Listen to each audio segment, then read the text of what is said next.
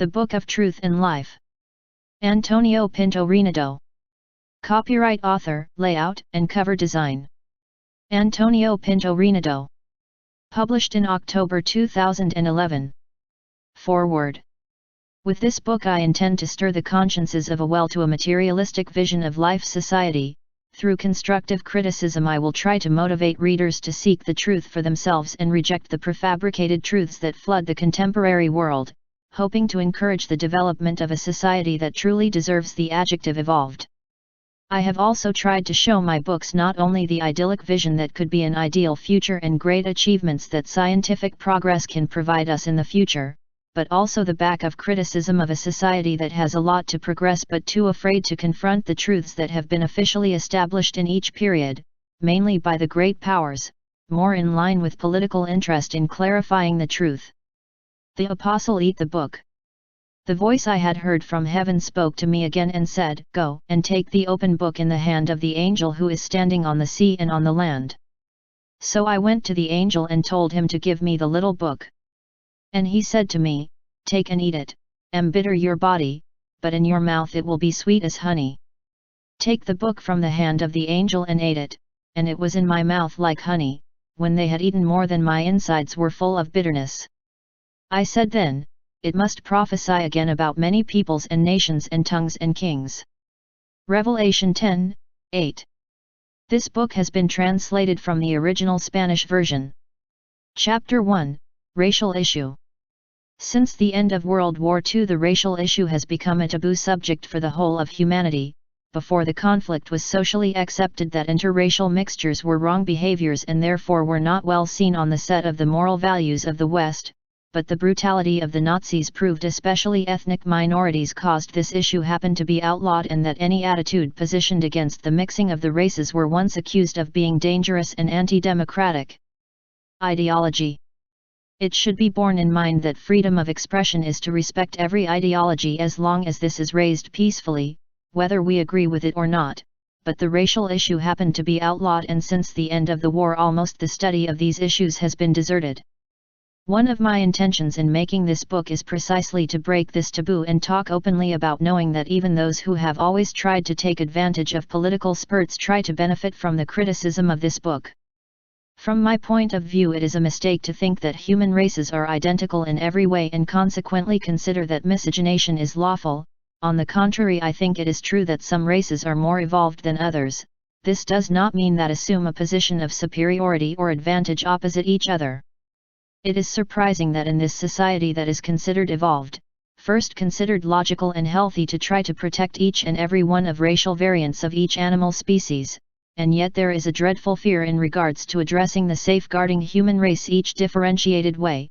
This is a clear example of true social hypocrisy and socially assumed prejudice.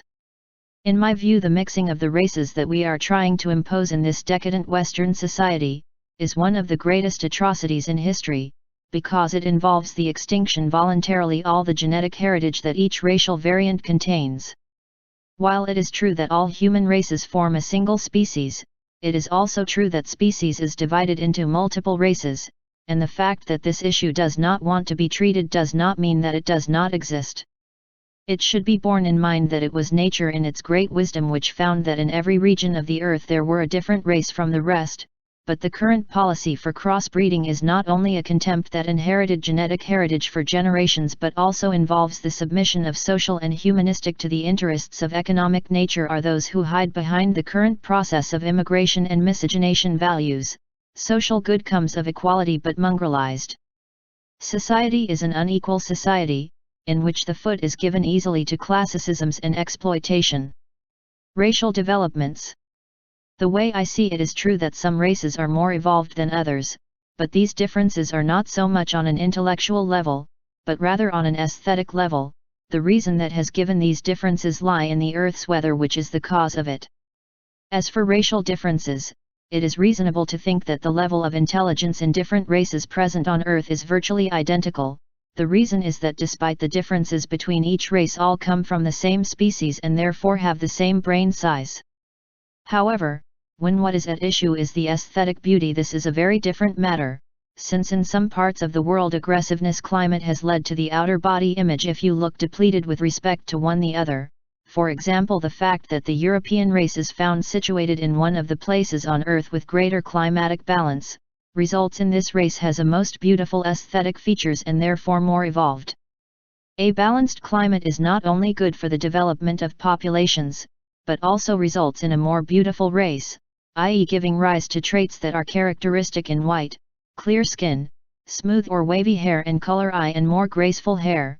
If this issue is analyzed without bias, is evident that it is a fact, because in the aesthetic appearance beauty is not just in some races than others. For blacks, the brutality of African climate determined aesthetic features characterized by dark skin, lips and nose swollen and black and curly hair look.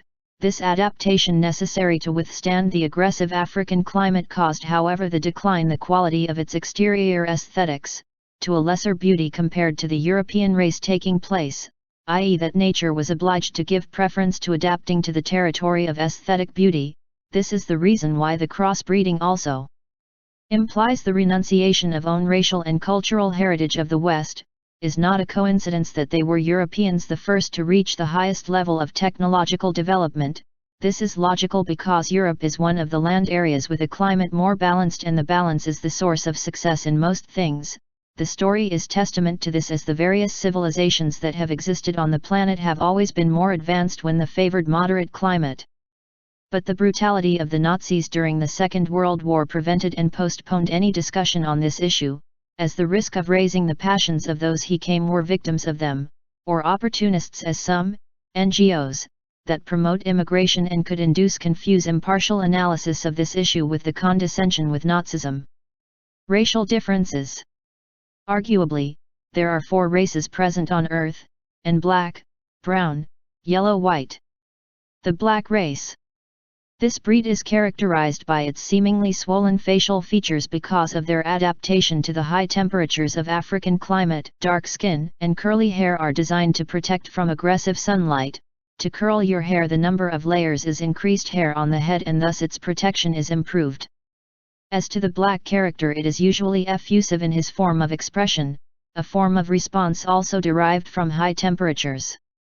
Brown race. This race extends from North Africa to India. Its main feature is to be located between a very warm climate and a more balanced. Because of this, these regions sometimes have a climate more African type and sometimes the European type. This results in both the racial aspect, as the character cannot be circumscribed to a specific environment, so you could say that this race is evolutionarily between the black and the white race. As to the character, that climate ambiguity leads to a way of being more rude and irascible, especially in the area of North Africa. Yellow race. Arguably the yellow race is the sister of the white race, especially having light skin and straight hair, but this breed was developed in aggressive and very cold Siberian climate, which resulted in some ethnic features characterized by eyes almost covered by the eyelids, which aims to protect them from cold. This is also the most striking feature of this race by giving the eyes an oval look. The characteristic feature in the character of Asians is his nervous personality, which is a response to the need to act quickly before a cold climate that is predominant in Northern Asia. The white race. This race represents the balance both physically and psychologically for having developed in the most favorable and balanced climate of the Earth. It is in Europe where it combines the best possible temperature and humidity, causing as a result a race that also more balanced and beautiful. The story is proof of how progress is often accompanied by a favorable climate. This is the reason that at first, after the last glaciation, civilization flourished first in Egypt and Mesopotamia and out in these places where the weather was pleasant. After global temperatures were rising and civilization was gradually moving northward. Egypt and Sumer went to Greece and Rome, later were Spain and France, then England and the United States. Progress always smiled nations with a climate more favorable, and that always was in line with the increase in global temperature. Therefore it is evident that the various climates in the soil have a decisive influence on the configuration of the human races. Although this adaptation aims protected from extreme temperatures, also it has an adverse effect, that is the aesthetic deterioration in its appearance as an inevitable effect of climate adaptation. Over time, the differences between the different races will be reduced to nothing, because with the progress of science, humans increasingly be less exposed to the influence of the weather, through a simple process of genetic evolution-based natural selection, eventually all human beings are equal, and that will have been achieved without drama or conflict. This means that once the different races are no longer exposed to different climates present in the soil, gradually and in a spontaneous way, we'll lose the difference between them, but you have to let nature take its course without forcing it, and until that time comes, right thing is that every race occupy their countries and continents without mixing, thus safeguarding their race, their culture, and their genetic heritage, thus leading to greater cohesion to their societies. In the future, during the colonization of the worlds of the solar system, the different adaptation of each race to different types of climates could build it by installing, for example, the black or Arab on planets near the Sun, in remote be installed the yellow race and the white race central. This would be useful in the initial process of colonization, but keep in mind that once you got to keep perfect weather on each planet, probably racial differences would disappear. Stockholm Syndrome of wars. Throughout history, man has been too often influenced by ideological currents that were usually determined largely by the politically correct truths imposed by the great powers to the rest of humanity, long after his military victories. It was not so important to know what the ultimate truth, but to know what the truth was determined by the winner of the last conflict. This kind of ideological trend could be called Stockholm Syndrome wars, i.e. the world had to bow the ideological approach of the victor for fear of reprisals, even going beyond almost unconsciously, tend to take for certain these ethical concepts because this way people feel less threatened. You better believe in the truths of the victor, not believing and having to defend a different view of a clandestine way. Unfortunately, the first victim of war is truth loser, i.e. the truths that could defend the other side. The very brutality of war causes after completion is a taboo subject to be elucidated whether this issue or the other could be right on the principles of the losing side, but the impartial man must be able to distinguish things without implying condescension with undignified activities either side. A clear example of this is the fact that when finished World War II, the Americans showed the world its absolute rejection of criminal treatment and extermination policy that the Germans had with the Jews, yet those same Americans had staged a fact similar to the Indian natives a century prior to its almost total destruction. Not just no sign of repentance on this fact gave, it was common to justify these acts through media such as film without arousing any social reaction except isolated cases.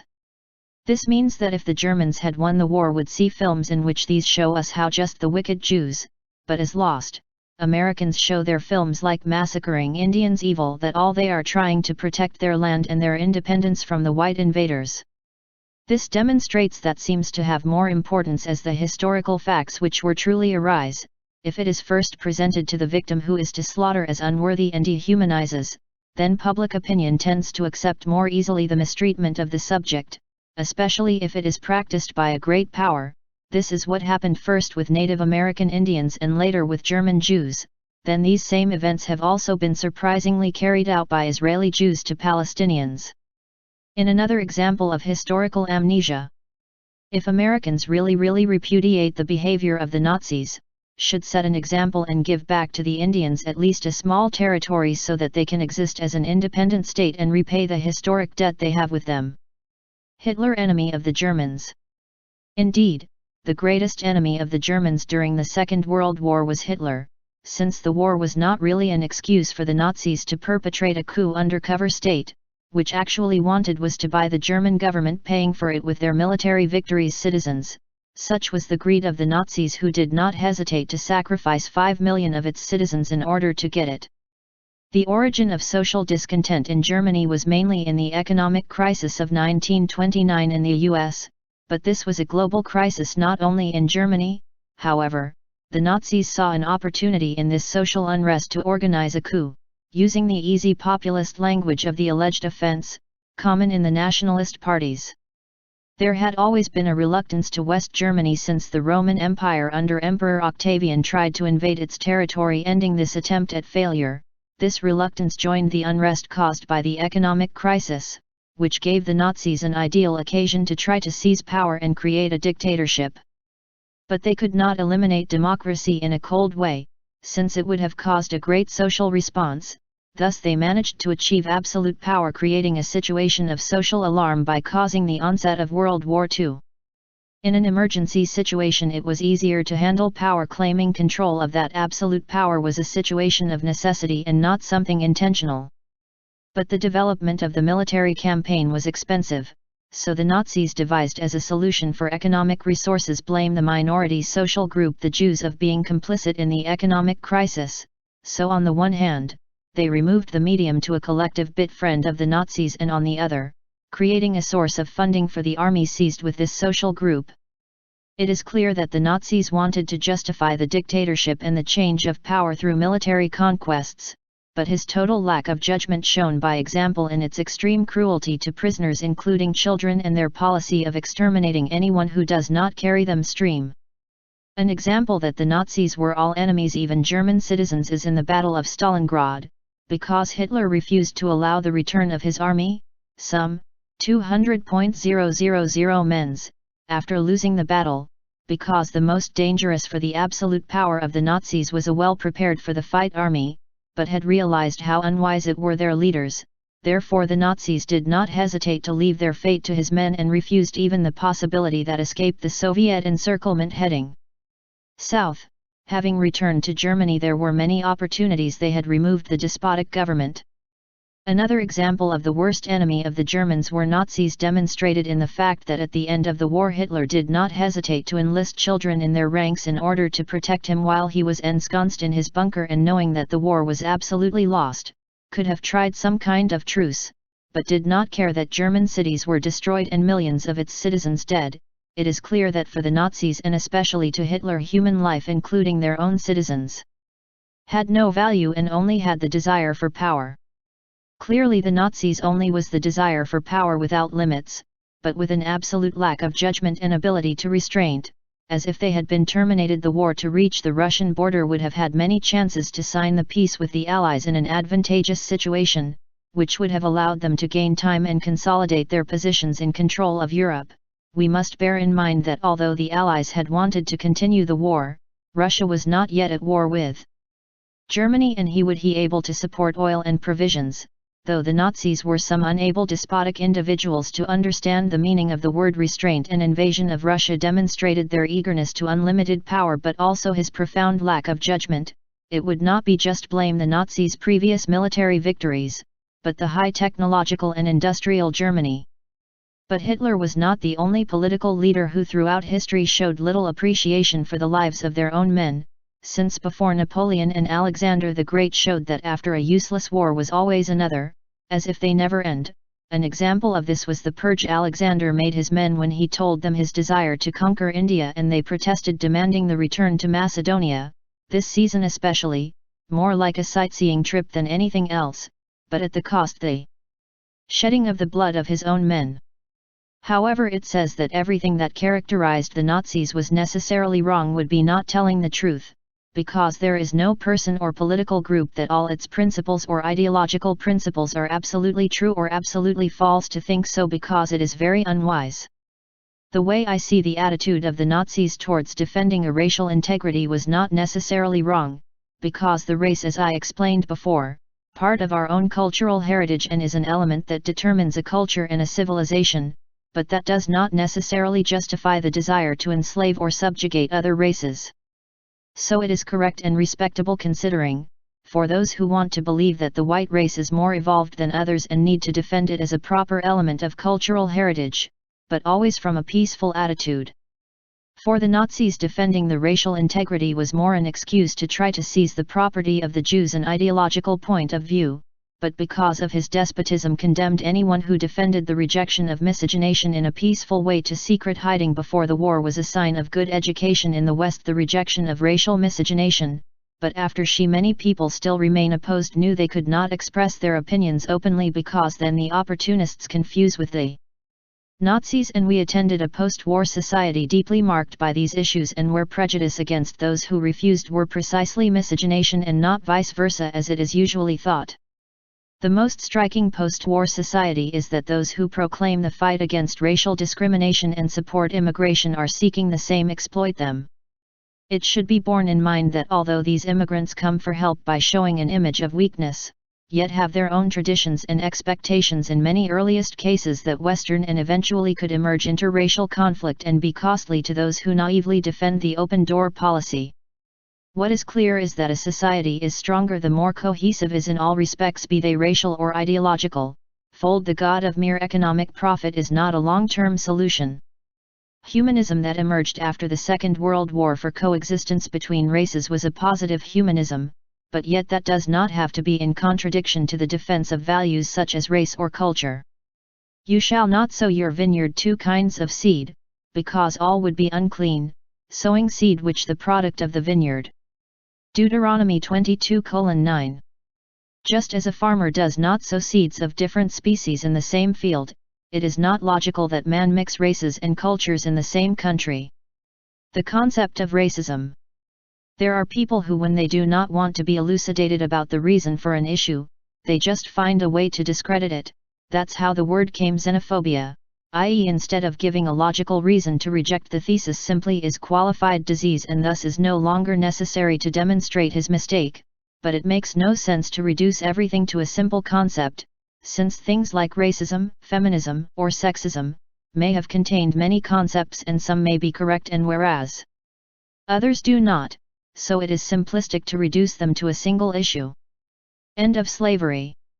Contrary to what one might think, the end of slavery will come precisely from the rejection of racial miscegenation, because those who only think about exploiting their fellow men avail themselves of immigration to get their unworthy purposes and with the approval of the economic and political powers. If developed countries worry of poor countries would not be limited to creating ephemeral policies aimed at sending modest items of food to those countries, since sending food to an overpopulated country only leads to a greater increase in population and thus demonstrated the bad faith of friends who call themselves poor. The only way to eradicate poverty in these countries is the implementation of a strict policy of birth control to limit the number of children to 2 per couple, and this coupled with the technological development programs and cease this current coveted immigrants desperate for a job, and workers in developed countries would be improved their employment situation. In this way each race would have its recognized territory internationally. Immigrants who were in territories of other races would have to return to their racial areas and countries of colonization, and the United States should create states within their borders to their ethnic minorities, and by example, blacks could deliver South Florida, half the native Indian tribes could give them territories inside to create their own independent state, and the white settlers would pay off the historic debt that takes 200 years pending to be solved, and the same with the other races. These races should receive land based on their percentage of the total population. They all have the same right to benefit from the lands of their country. Would no longer need that blacks have to live subjugated by a predominantly white society that systematically tries to pretend that the issue of race does not exist. They could well have a state in which both the president and the police or deputies would of their own race, and that would be the real test of freedom. In the case of the Indian tribes, many white presume to respect them or worry about them, but few propose delivered to them lands with which to create their own independent state in the United States. The extermination of the Indians has nothing to envy that was committed to the Jews by the Nazis and is a score that is still unsolved. The colonization of the United States had not been so disastrous for the Indians if just white settlers they had recognized their land rights. But the white man's greed knew no bounds, for it would be a positive gesture and an act of reconciliation with history, these tribes the right to be recognized to have an independent state. However, it would not be good for the world the demise of the United States, because despite their mistakes has brought many good things to the world, but it would be appropriate for this country to become a strong nation, but could be smaller, to wean their racial minorities and no longer imperialist zeal that characterized much of its modern history, thus be incorporated into white society of nations that have their own international governing body, and so would the other races. Then there would be a headquarters of the United Nations rotate among all races and continents, but already devoid of selfish right of veto which was introduced after the Second World War to give advantage to the victors of the same. Here the laws would be elected by majority impartially. Slavery true. The model of contemporary society that is based on a steady stream of immigrants, many of them illegal, is the result of a developed world folded completely to a purely economic vision of society, without taking any account of social values and coexistence. This contemporary society claims to be an example to the history of prejudice, and lack of it is that most have of all time. The current policy gives priority to pretend on being, for this hypocritical society does not care about being prejudiced, only matter appear not to have them. This is a time that placed first who should be the last, and is said to be last who should be the first. Time will tell how soon drop this social system based on lies. The main reason for this situation is in the implementation of false democratic models that pursue power for a few away from its true purpose. Actually, policy pro-miscegenation currently governed not seek help migrants, since migration flows are made so that these immigrants occupy the worst jobs and underpaid. This is therefore a slaver policy covered and yet surprisingly driven by left-wing parties. It is striking that in the US were left parties who opposed the eradication of slavery, when it would make sense otherwise. This shows how wrong he is supporting one party or another in an absolute way. It must take into account also the immigrants who come to the developed countries, in many cases the most prepared countries of those who leave, and leave those countries to condemn the loss of that skilled workforce.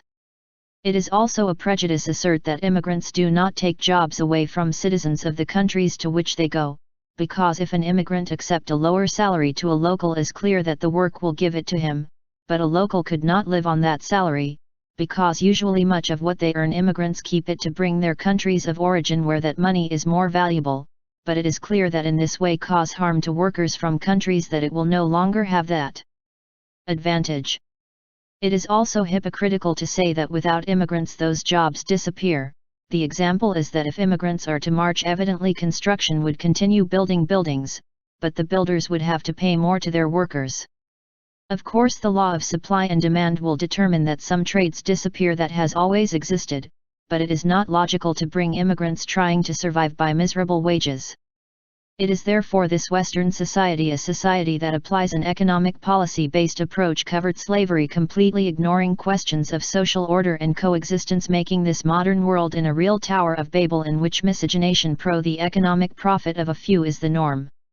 It is true that those states that enter the use of a slave economy or pro-miscegenation initially seek grow its economy by the effect of low wages of immigrants, but in a second phase that mysticism provokes a social disunity that medium or long term ends up hurting the economies and resulting clearly worse than an economic model developed from its own citizens or foreigners who share their cultural or racial values. Not forget that in the history of the evolution of nations always match the phase of growth and expansion periods when stocks were more homogeneous and therefore united, and precisely stagnation and reversal of these companies used to come after an important part of its economy passed to be based on slavery. This is what happened to Rome and now is happening to the West and the United States. Another sign of slave economy is to deny all people the right to a free and guaranteed health care for which no one could be unassisted, as in the United States. If you really want to be an example of progress in the world, should prove starting with their own citizens. The pyramid economy. A clear example of what would be a slave economy is the pyramidal economy. This economy has been practiced in the West of a fairly continuous basis, especially in the United States. This type of economic approach is to maintain a steady flow of immigrants which is oriented towards the worst trades and given quite far from what would be desirable treatment. Then they are told that already live better when they win money with their low wages and their savings up businesses or businesses with which then they can also exploit new flows of immigrants who come after. The downside to this type of economy is that it creates a rift between the whole of society, causing a feeling of insecurity to hinder social cohesion. To consider only economic factors is not that immigration has to be necessarily bad, but it is necessary that this be done in matching patterns in cultural and racial factors, so that is greater social integration and more difficult to create ghettos and abuse towards such groups. Slavery today.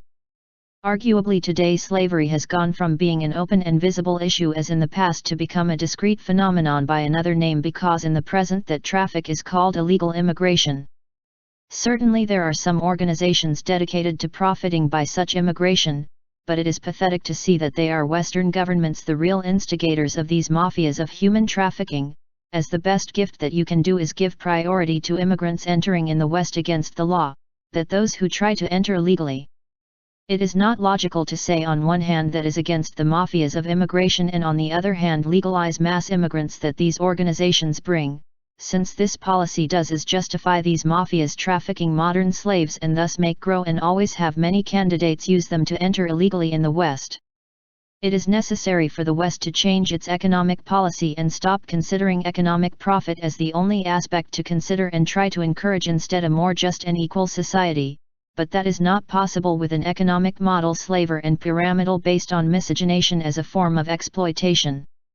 Promote a homogeneous society in ethnic and cultural aspects in each race and continent. Also it serves to end the injustices and exploitation of some human beings to others.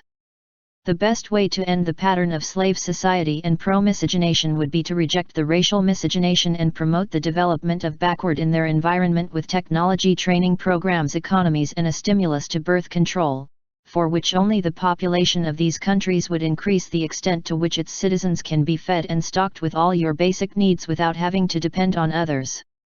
Immigration policy proper. The best way to organize migration processes is that both the sending country of migrants and receiver share a same social values, i.e. having the same race, the same culture and a same or similar cultural values. The reason is very simple and is if already difficult to get a good living even among neighbors, much harder to be a coexistence with people of other races or cultures, especially if these cultures are much less developed. Moreover, the mixture of races and cultures can lead to a clear loss of values.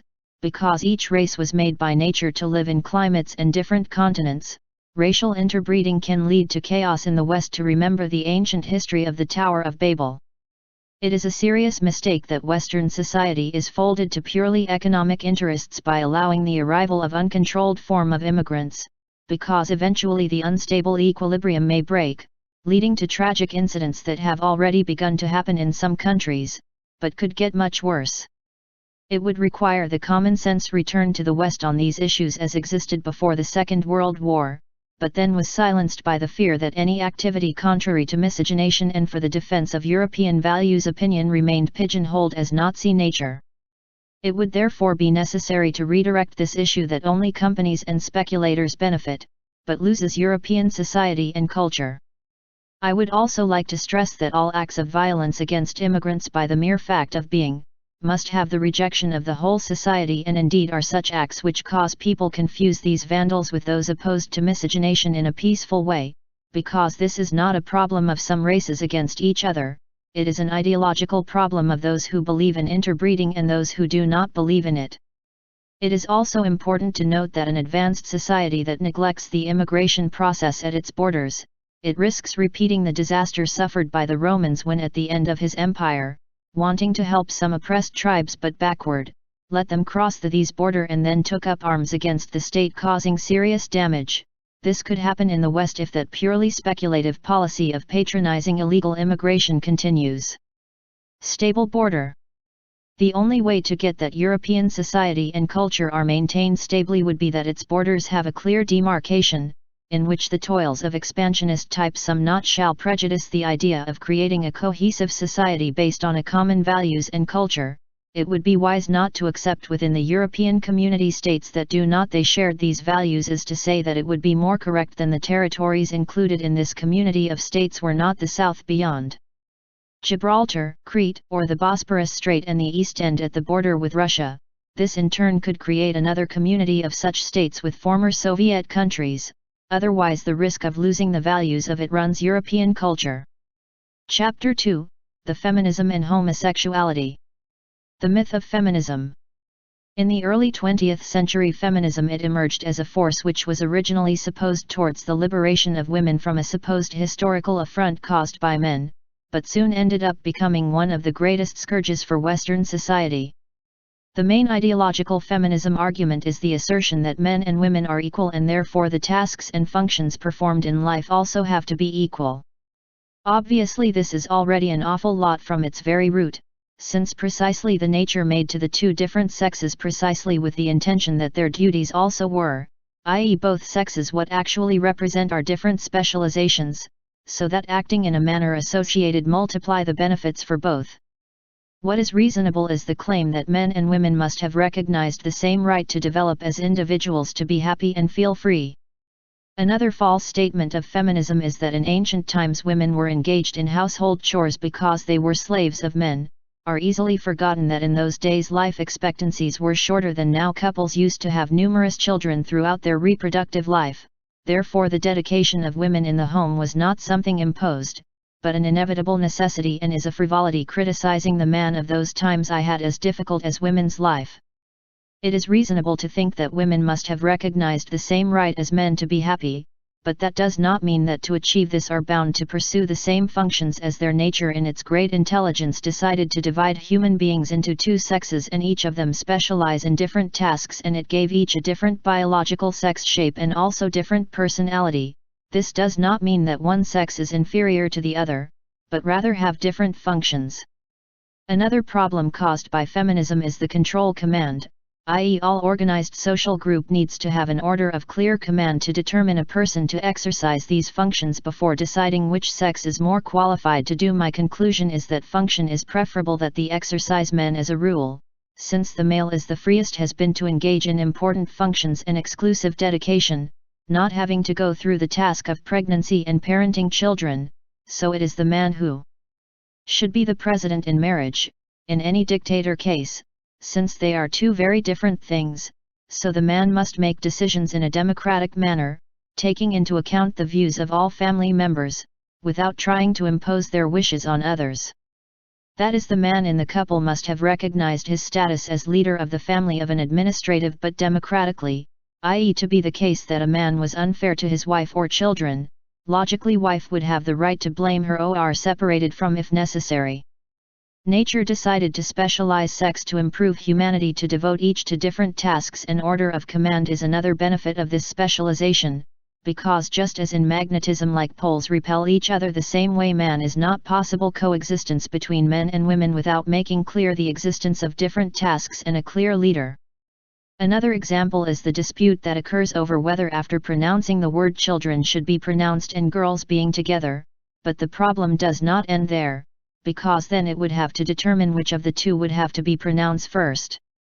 The myth of feminism poses a completely unrealistic view of the show as a bad and always be lucky, when the hardness of life has always been the same for both sexes, albeit differently man. An example is the fact that life expectancy in men are usually lower than those of women, which debunks the claim that his life has been better than theirs. Another criticism of feminism is that women work all day, but keep in mind that women engaged in household chores have a more diffuse and less controlled work, choosing breaks at will, unlike men who are more controlled and more rigid schedules, plus they have the benefit of being in the comfort of home. Ideally, women who wanted to work outside the home had part-time jobs at least until the children were minors, so they could combine home life with work and so your life more rewarding. While this would provide them some independence from men, the feminist myth induce women to compete with men in the working world, which has led to is that many women after a workday of 8 hours have to go home and deal housework, which has led them to worsen their situation. If both spouses spend all day working away from home, of course they will not have time to look after their children and home. This would be solved if the taboo of feminism ended and accepted generally that have different roles in life is not something that makes women inferior but merely different. So it is better that those jobs that require total dedication to be occupied preferentially by men, having more time available. Another victim of feminism have been children, since by raising goal of women performing lives of men and men's work, women who have believed were doomed to forget the important task of having children and raising them, saying frivolously who already have children of immigrants. They have thus condemned to Western society to its own process of extermination and the gradual undermining of their race and culture in favor of immigration in a process of gradual aging of society. The logic is that every society and every culture have normally their own descendants who are heirs of their own culture. Say that we will solve the problem of immigrants is a way of not wanting to face the serious problem that feminism created in the aspect of birth is not only a right but a duty that every government to ensure that the generational change it occurs, and if that does not happen is because there are important things to change. Another victim of feminism are the elderly, because women who attempt to combine intensive work with having children, just pretending too often they are the grandparents who are engaged in their upbringing, turning them and other victims hidden in this movement. If men and women are engaged in the same things in life, the differentiation of the sexes will be useful to be competing with each other in the same plane, in couples cannot be peace and children will find themselves disadvantaged, and that if come to birth, both sexes need to make peace and understand its raison d'etre. In the background, feminism which has led humanity is a feudal confrontation between men and women, not understanding that nature made them for different but complementary roles, do not understand that it is the woman who becomes pregnant and is the woman who has to breastfeed their children, because nature decided to go one sex and not the two who assume these functions. In addition, another obvious difference is the already known corpulence, and other less known is the quick reflexes, which is higher in men. Another topic that is said is that women are better drivers than men.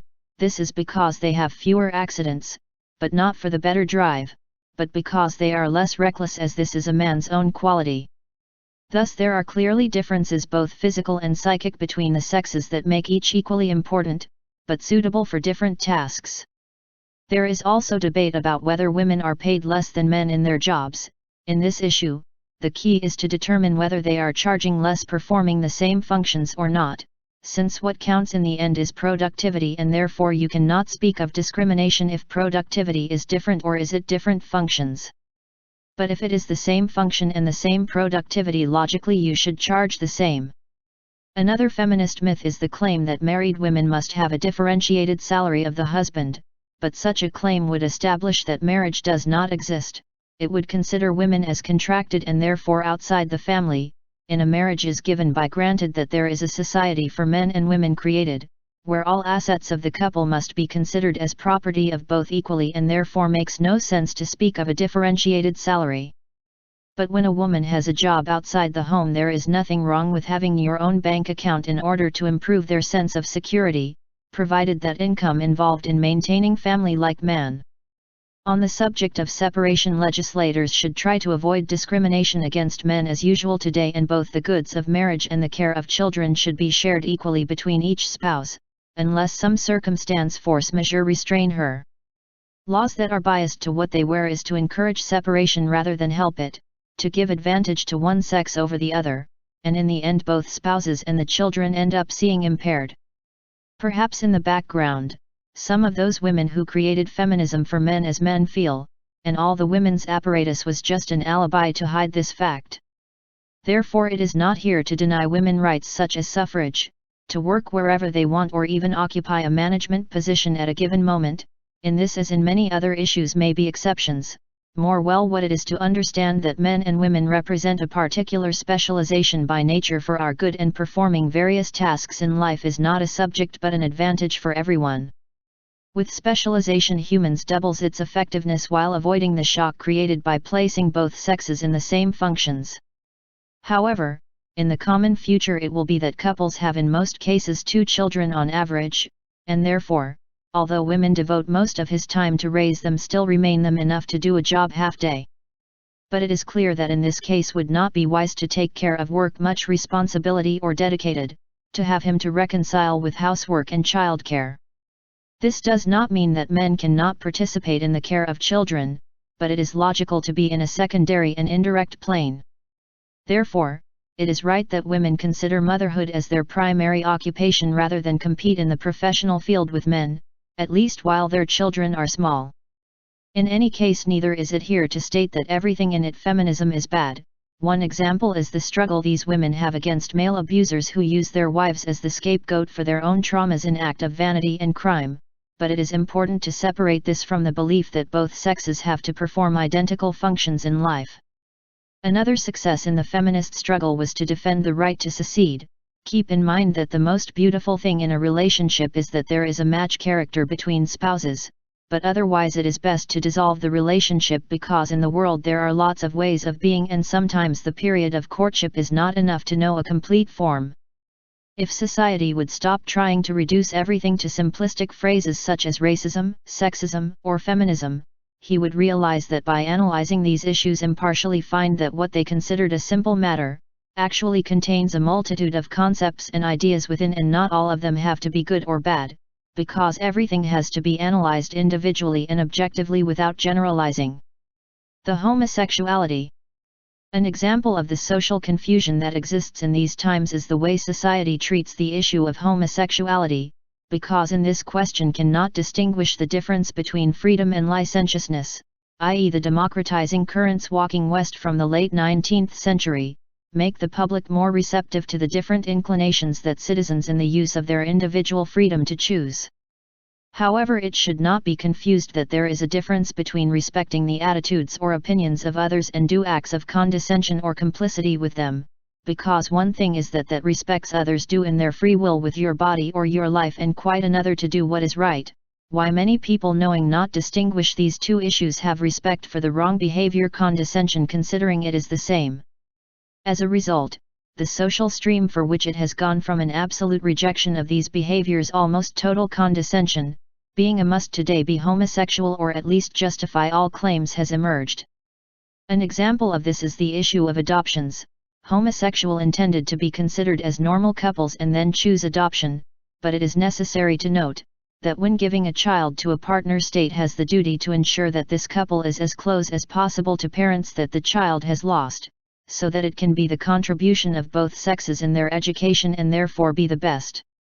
It is not the same as gays, lesbians, and transsexuals considered good for them than it really is good for children, as the best form of family that can give them, always be the most similar to nature to them I can offer, i.e. some parents of both sexes as the couple who brought them into this world. The right thing would be for the state and the citizens respect to these social groups, but not condescend to their behavior, as to pretend to consider them as marriage, because if each person had to tell the state what their sex and state what would for good, in that case also others would say that they are animals or another planet, and the state, being consistent with what he does with transsexuals, would have to prove them right, but that would not be the rule of law and reason but the rule of individual whim and state yielding to him. Homosexuality is therefore a deviation of sexual orientation, and it would be desirable that the state would help these people regain their proper orientation instead of doing otherwise. This could be achieved by medical treatment, for example by giving male hormones necessary, or by psychological means. Genetics. Homosexuality. This is a deviation of sexual orientation favored by a genetic flaw that causes in man a deficiency in the number of elements that determine their sexual orientation, such as deficiency of male hormones. In this case it would be good that the state would help to these people find what they lack to perform as men, instead of having an attitude of mere condescension. Homosexuality. Timidity. When a child goes through a difficult childhood and has a scary character, which can also be genetic, it can lead to behavior of a homosexual nature. The cause is because these people may consider that they find it better to have as a partner a man who give them a greater sense of protection than a woman, therefore what these people are looking to increase their sense of security. Homosexuality in excess of character. Some people, being all the normal effects from a genetic point of view, it opts for homosexual behavior. The reason must be sought in its infancy. Normally in this period of life the children have not yet developed their sexual urges and tend to see sex as something strange or alien, the same way that sports two teams are formed. There are children who mistakenly believe that women are from an opposing team or foe. Usually during puberty children are realizing that the opposite sex is not the enemy, but rather complementary, and forget these suspicions. However, there are children who then have acquired prejudices towards the opposite sex that leads them to reject heterosexual relationships. This is an example of obstinacy and stubbornness, but led to an extreme degree. Bisexuality. Actually no such thing. Actually those people who consider themselves bisexual have normal sexual instincts. The problem is in character, since they are such people that everything they see they have to do, therefore have an unstable and impulsive personality that leads them to do things by imitation without sufficiently reflect. Also in a society like today in which these issues are too present in the media, is normal that place be given to such situations. Sexuality fooled. In the background, the way homosexuals keep their sex arguably more a form of masturbation than genuine sexual relationship, and that deep sexual mechanism is very simple and easy to stimulate. What the gay or lesbian is to trick these mechanisms are intended to be stimulated, but not as they do, which is nothing more than a deviation from its true purpose. The real problem lies behind homosexuality is that for one reason or another these people do not feel well with the sex they were born. However, they should be the first to find items that are missing to fully carried out in sex rather than contradict. It is true that their situation may be regrettable, but deviant behavior is what makes distance them even more true happiness that comes with a life in harmony with nature.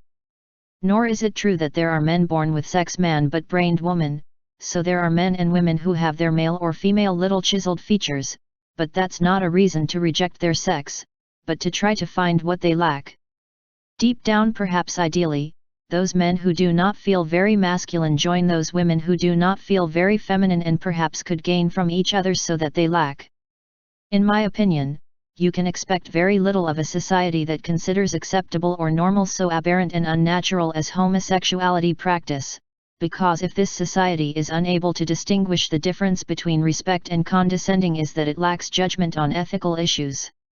It should be borne in mind that evil is not only expressed through weapons, because there are other forms of evil as that which concerns us, it is more difficult to distinguish, or for example those television programs that encourage ego and vanity among children, may not see or firing weapons, but incitement to evil is manifest and worse than that of those who say programs away. Therefore it is right that both society and the state to respect these or other individual inclinations, but without pandering to them, because one thing is to respect their right to choose and quite another is to consider what they do this well. I would also like to stress that although a genetic defect or personality to promote homosexuality but in no case provokes, because it only depends on the free will of the people. Chapter 3, The End of the Church. The Great Harlot. And there came one of the 7 angels which had the 7 vials, and talked with me saying, Come hither, I will show you the judgment of the great whore that sitteth upon many waters, who committed adultery with the kings of the earth. Getting drunk the inhabitants of the earth with the wine of her prostitution took me to a desert in spirit, and saw a woman sitting on a purple beast full of names of blasphemy, having 7 heads and 10 horns. The woman was dressed in purple and scarlet and covered with gold and precious stones and pearls and had in her hand, a golden cup full of abominations and, secondly, the filthiness of her fornication. Written on her forehead was a name, a mystery, Babylon the Great, the mother of fornicators and abominations of the earth. And I saw the woman drunken with the blood of the saints and the blood of the witnesses of Jesus women, and I was surprised at her with great astonishment. Rev 17. Crimes of the Church. The Church was founded by its founders' honorable purposes, but evil and greed present in the world soon undertook the task to master it and make it an instrument of evil. But it is a serious mistake to think that where is supposed to be God is really, for that is the best claim for those wanting to make a bad appear to do good, so the Church soon came to serve evil and not the good for which supposedly it founded and became an instrument of the powerful of the earth to achieve their illicit purposes. This is how the alliance between the Catholic Church and the emerging Spanish Empire in the 16th century emerged. Spain got the ecclesiastical blessing for military conquest and subjugation by the violence of indigenous tribes, and in return the Church got the right to impose their religion and dominance throughout the empire. Therefore it expected to arise movements in Europe that claimed the Church returned to its humanitarian origins and not the mere empowerment. This is how Protestantism emerged, and this marked the beginning of the end of an era under a totalitarian church that had an atrocious to freedom of expression and progress of social freedoms fear Middle Ages. When the Roman Empire was near its end and its economy showed signs of weakness, Emperor Constantine considered it appropriate to name Christianity the official religion of the empire and thus achieve cohesion was missing, using religion as a means to get it. But once the empire was dismembered, church became more of a means of political power in a religious instrument. The decision of the Roman emperors to install their capital in the east was a big mistake by being more a throwback to the past than a commitment to the future, as more and more progress was favoring the territories of Europe and less to those of East or Africa. Surely if the capital of the empire had been transferred to Central Europe, possibly the Roman state had continued to exist until today.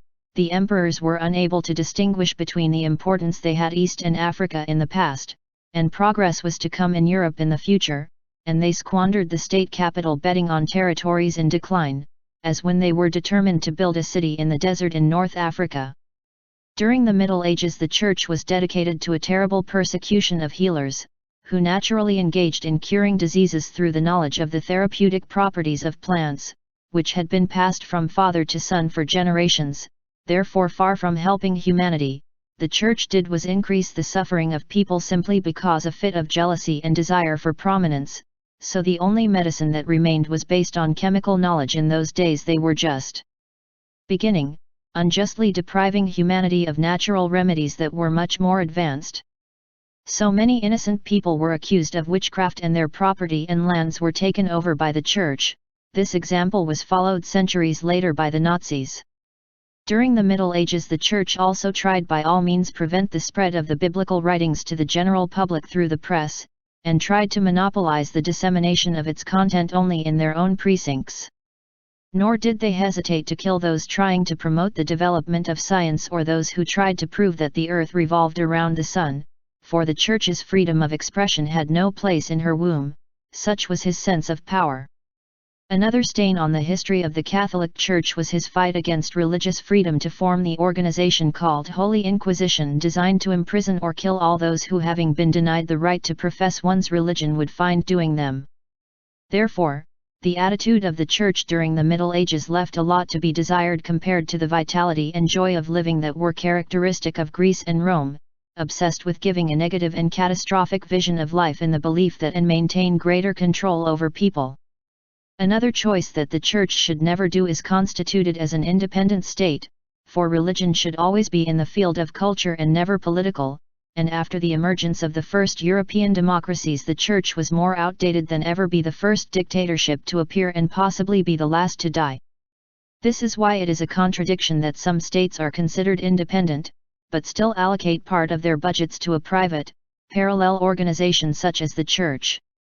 Also in the domestic level, the almost obsessive determination to wield all the power led her to deny its members the right to marry, being this very counterproductive measure to further separate the priests of society and also favor discrimination in favor of homosexuals within the Church, and those who wished to marry could not continue in it. It should be borne in mind that there is nothing to suggest that Church members cannot marry, and this was a unilateral initiative of religious leaders in the Bible.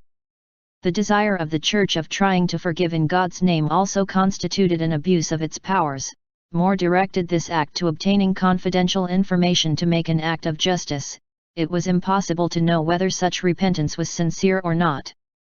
That power that they are attributed due to the fact that Jesus told the apostles that after he was no longer in them would fall the task of representing, but in any case it must be interpreted to mean that Jesus would give the blessing all that they or their successors did. By denying the Church to its members the right to marry, also favored the excessive growth of homosexuality among them, and also having these issues vetted inside, this resulted in scandals of child abuse that on a massive scale occurred. But the Church, away from pursuing these acts, what he did was move these abusers where none were known, thus giving rise to new abuses. He also obstructed justice in order that these facts do not know.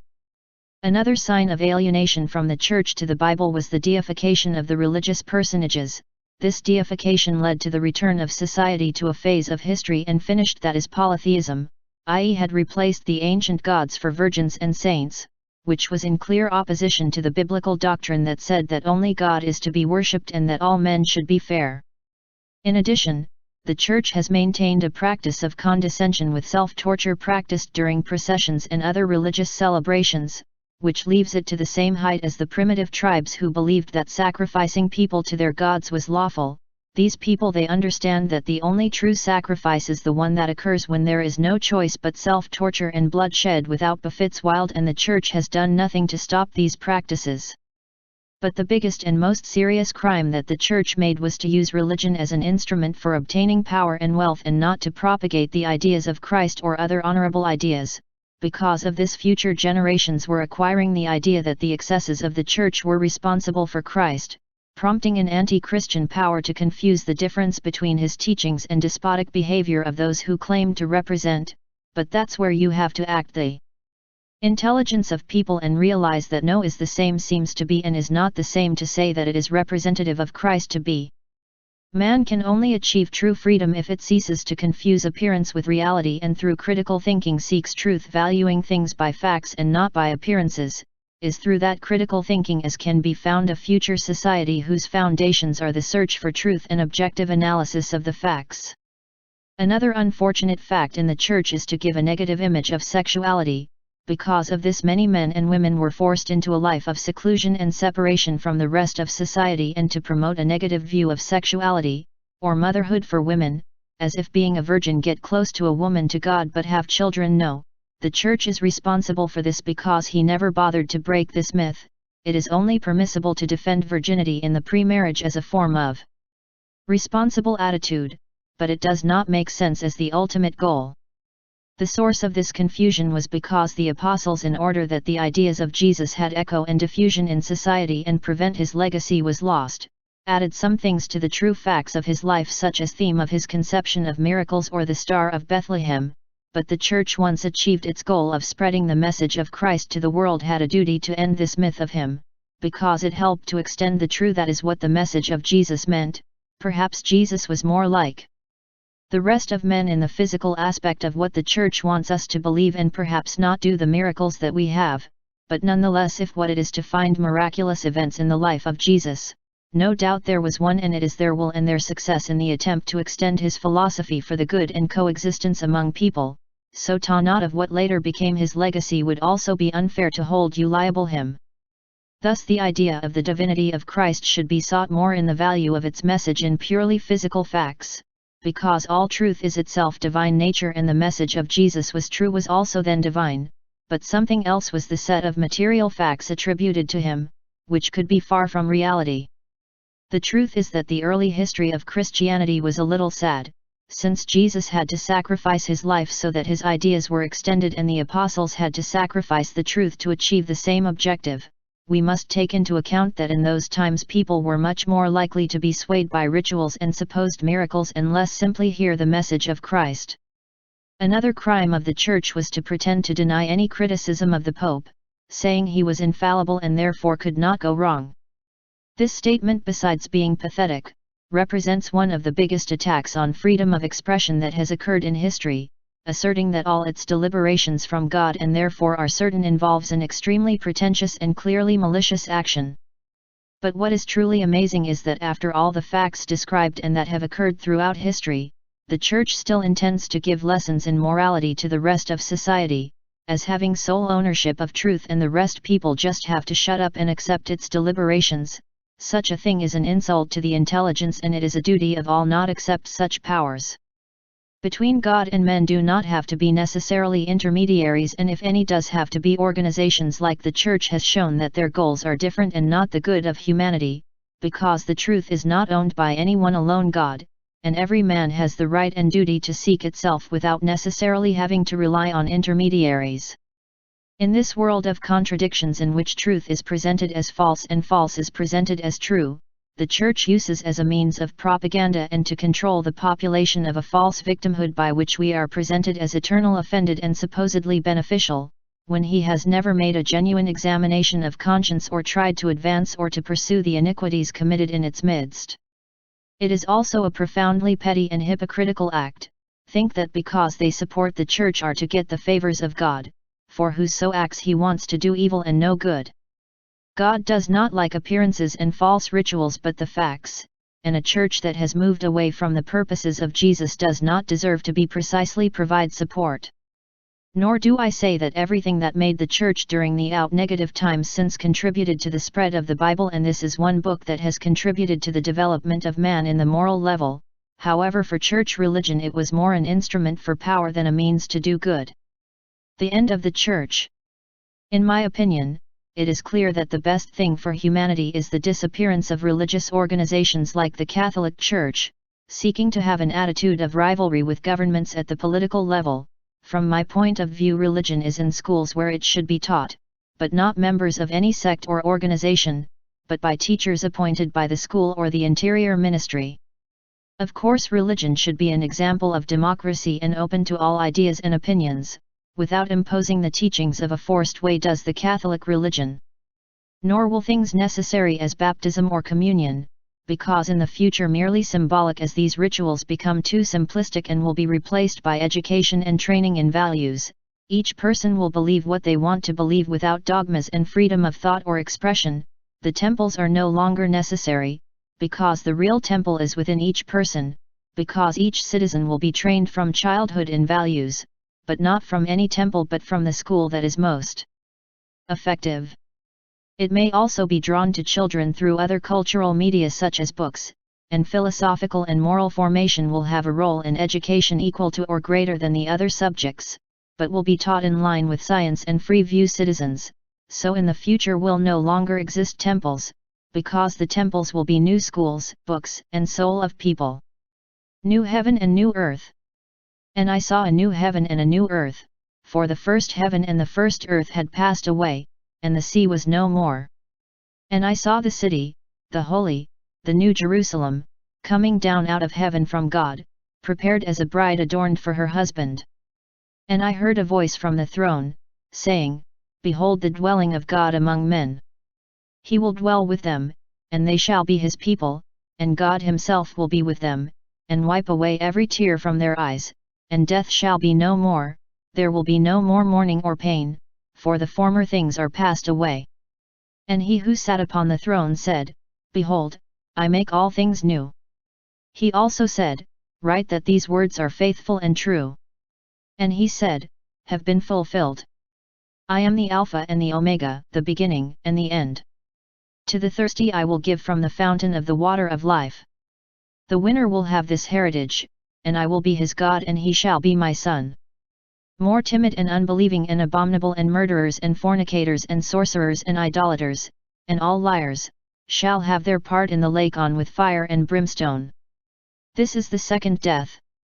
Rev 21. Chapter 4, Cultural Issues. Art invested. Formerly the classical concept of art was characterized by considering as such representations were made through paintings or sculptures that usually represented the people or things that the authors saw. However, a fact changed this approach to things, and it was the advent of photography, which led to the artists to make a reflection, what if a camera could do almost perfect images, so then served paintings and pictures they did? His reaction to try to survive was to create the so-called abstract painting, i.e. it was to represent symbolic and not images or scenes that we can commonly be found, so things could argue that what they were doing could no longer be imitated by any photographic camera. In my opinion, this has led to a degeneration of the concept of art, which apparently anything goes. An alleged artist can do any squiggle, and after a convoluted explanation that no one understands try to convince us that it is art. But what it is really art? Art is actually all that is well done. Well-made furniture is art, a well-made car is too. That obsession with the symbolic of the alleged artists is simply a way to delay his agony before disappearing, because society had just sick of its symbolism and fine postmodernism and stopped them credibility. These artists from the abstract, what they have really done is try to survive by representing the psychological and symbolic issues that cannot take a picture, but really, unlike what they think, the symbolism does not work with unintelligible images, because the real key of symbolism is to use understandable images but displayed differently than normal, in order to cause a psychological reaction in those who see it and thus be symbolic. An example of true symbolism would be, for example, the comic vignettes newspapers. But those who all they do is a simple squiggle or sculpture meaningless, and defense strategy is that the viewer does not understand, what they are doing is tricking society, because according to that rule could all do the same and call art anything, claiming that others do not understand. From my point of view, the fact that society considers such things as art, only shows that this is a time if you values, which leads her to have an erratic course and a certain blindness in his analysis of things, by the which ends up being manipulated by people without ethics or scruples. It would be desirable for citizens open their eyes and change the situation. Arguably the only positive contribution that these alleged works of art made in the future is used to measure and highlight the degree of confusion on ethical issues present contemporary society, as they demonstrate not be able to distinguish fraud from the truth, considering things like art do not deserve this qualification. A society that were really educated know that this is not art but a deception of those who do and seek to get money and prestige at your expense. I think in the future the art of symbolism occupy the place that really corresponds to is simply to use these representations in books or magazines, but without giving an excessive value as it is now, because in the future the company will know everything is well done is art and not limited to a partial way some things as some claim. I would like to make it clear anyway that my critical attitude does not refer to all that is considered art today, but most of the abstract art and postmodernist flooding today's society. Language reform. It is regrettable to see how, being able to choose the easiest and reasonable way, society sometimes chooses the most difficult, not because it is better, but for the sake of notoriety by its proponents. As a result, society suffers unnecessarily. This is, in my opinion, the result of a full language approach. Unnecessarily complex approaches that, far from helping learning, complicate this matter, especially children, without resulting in a clear benefit. It would be desirable approach in the written language to spoken expression, approaching as much as possible, and thus be easier and manageable. The letter H. An example of this is the letter H. This is a letter in the spoken expression, does not exist, and therefore it would be best to disappear from the writing. Some would say that is used to distinguish words that are spelled the same but with different meanings, but this is an absurd argument, since if confusion in the spoken expression does not occur, why would he have written expression? The letter G and J. Another change that would favor the student would use the letter G only for expressions of G weak and J only strong expressions, thus greatly simplified the use of this letter, and would be minor misspellings in most cases arising from unnecessary spoken decorating arises when written language. B and V. Another positive change would eliminate the difference between B and V. In the spoken expression there is no difference between these two letters, and therefore not have to, if any, in written expression. The real unit of measure to raise the written language, it should be imitate the spoken language, because if a person is expressed with due correction, it makes no sense to then have to write without it. The source of the confusion is due to the words that are before and after these letters that suggest that, as the case may be, used one or the other. Y or I. Another example of absurdity is to distinguish between the Y Greek Latin I. Seems that the objective of linguists out the tormenting students by creating disparate rules of language as that which gave rise to this dispute, since the logical it would be the existence of a single version of the letter I, because, as I said in the speech spoken, this occurs. LL or Y. So does the difference between LL or Y for the expression, and this case is also unnecessary differentiation. In some cases decide to use some letters and other used other for the same sound. K and Q or C. Another way to complicate no reason the language is to use these letters in different ways to represent the same sound, seems frivolous by those who have agreed to ward off both the spoken expression written because a desire for notoriety for himself.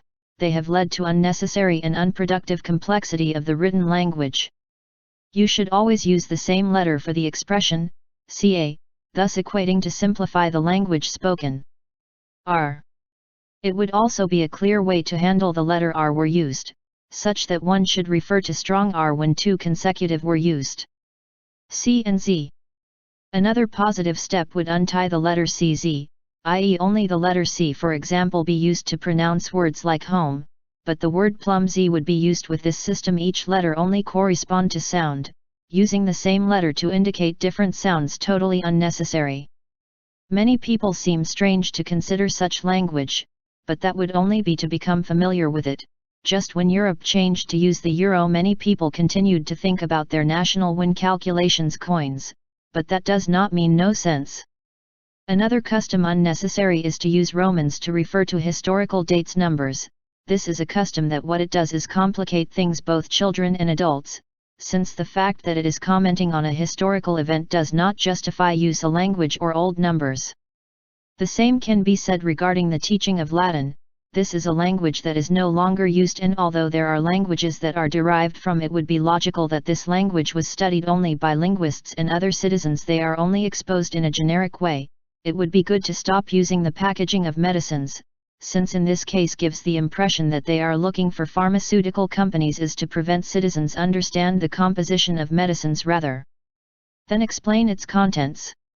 In short, I would stress that, in my opinion, it would be better to create a written language as close as possible to spoken, thus language social benefits will be incalculable. Despite this, close the doors to those scholars of language to pretend win a reputation at the expense of creating archaic and unnecessary formalities that the only thing they serve is to entangle and complicate without reason language learning to children and adults. Frivolity of NGOS. It is striking that even in those organizations that call themselves altruists, speculative behavior as with some NGOs are given, is that in this era of contradictions usual is that things are the opposite of what they seem. An example of this are certain NGOs on the one hand facing society who want to fight against hunger in the world, raising money for buying food, but while still leaving in second place the real cause of malnutrition is the fact that in developing countries it is common that all economic growth is to invest in an increase of the population remains poor. That is what is not logical, is that those who are at the poverty line, however, invest all their profits to form large families. So if NGOs wanted to help these people, first have to do is fight overpopulation is the greatest evil of the countries that have this problem, i.e. it is necessary to train both governments and people in a policy of birth control, because poor with children making is causing more poverty. Precisely, China was courageous on this issue, because it created a program to prevent excessive population growth and today is one of the countries with the highest economic growth in the world. Its policy of birth control can be improved, but clearly they were brave and pioneering. Consider this important issue as a way to combat poverty and approaching the level of progress of the West. Another thing that NGOs should not fall is never in pro-terrorists or illegal behaviors that often delve, is that it is tempting for these organizations resort to these behaviors by diffusion that is made of them in the media communication, i.e. the use of violence or illegality. Media respond by asking them a free advertising campaign that is what really pursue, but with these attitudes are discredited in themselves and cast doubt on what are their true intentions. It should be borne in mind that the end of the NGOs in the background are companies that have revenues and expenses easy for them to move from altruistic motives to mere profit motive, and citizens before making a donation to one of these organizations should ask how many of them displayed so publishes its balance of income and expenses as proof of his good intentions. My doubts. While reading my other books, the reader will have noticed to some issues different paths arise. This is because science and especially philosophy is not something that has to be conditioned to a single path of evolution or scientific pattern. Explanation: it is very simple, is that progress is not to substitute something bad for something good, but substitute something good that has been true for some time for something better. Only time will determine what things are consolidated and which others disappear, but even those that persist cannot guarantee to do so indefinitely.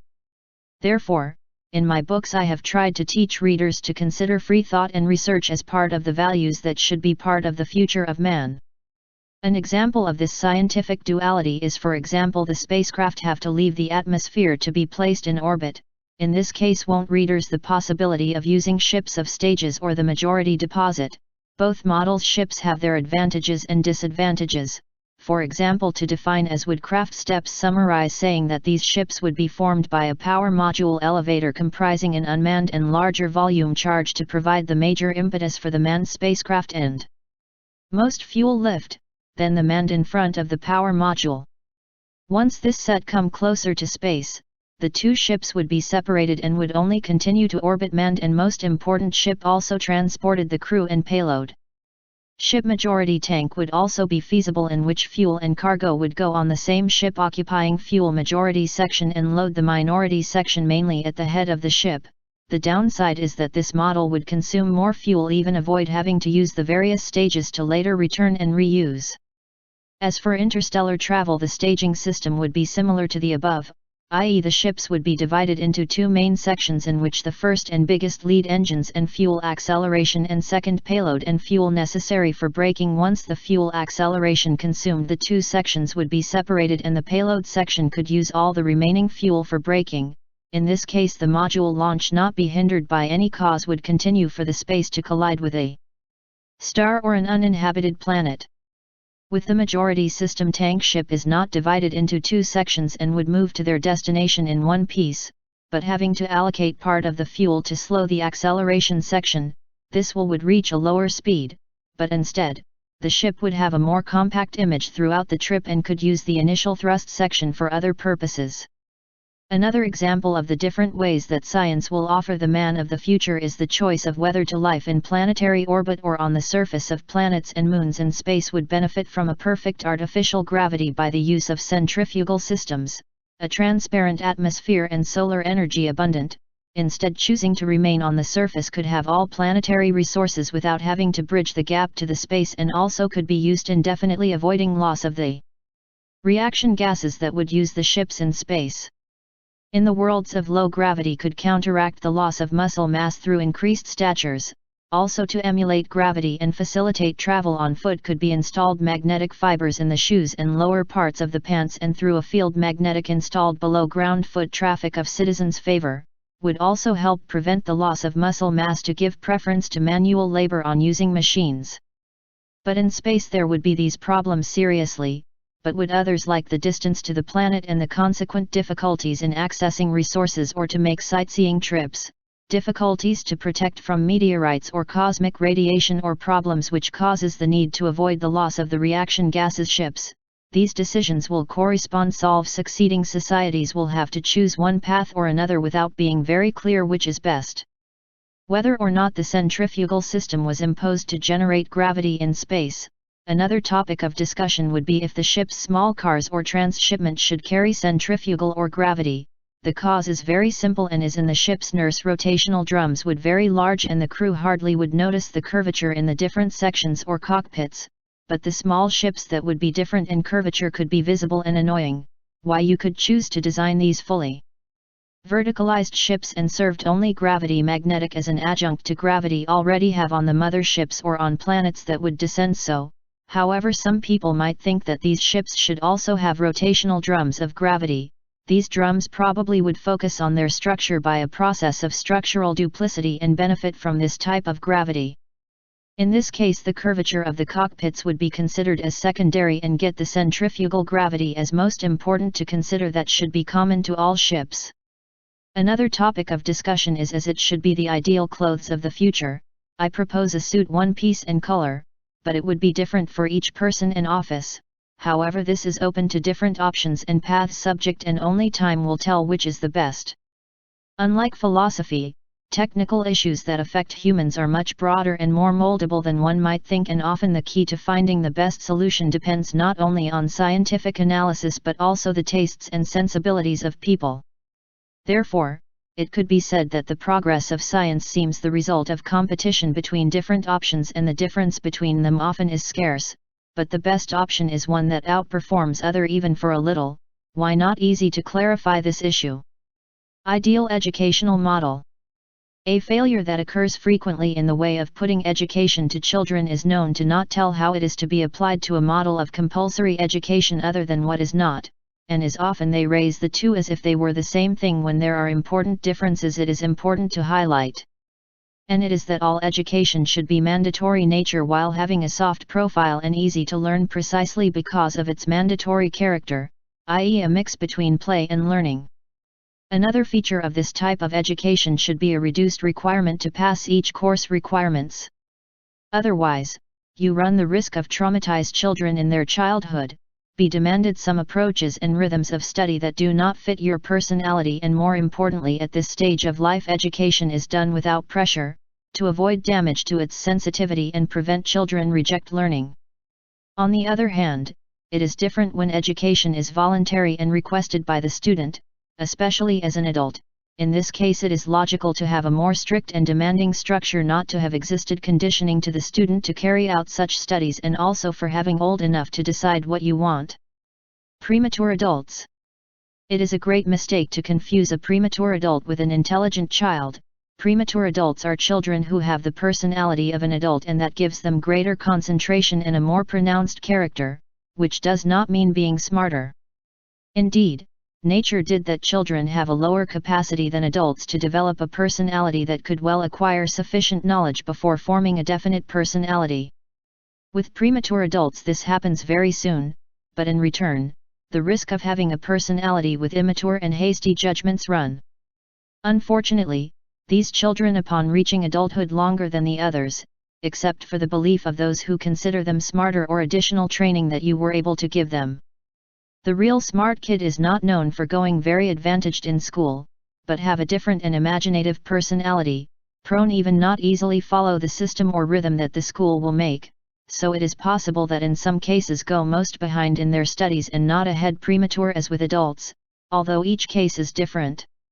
Anyway, it is best not to separate children based on these concepts, since the risk of flatter them you run, which could harm the process of education, is much better than when education is compulsory. Consider all the sensibilities of children and the process of learning to be simple and affordable to every form of being. Moral education in childhood.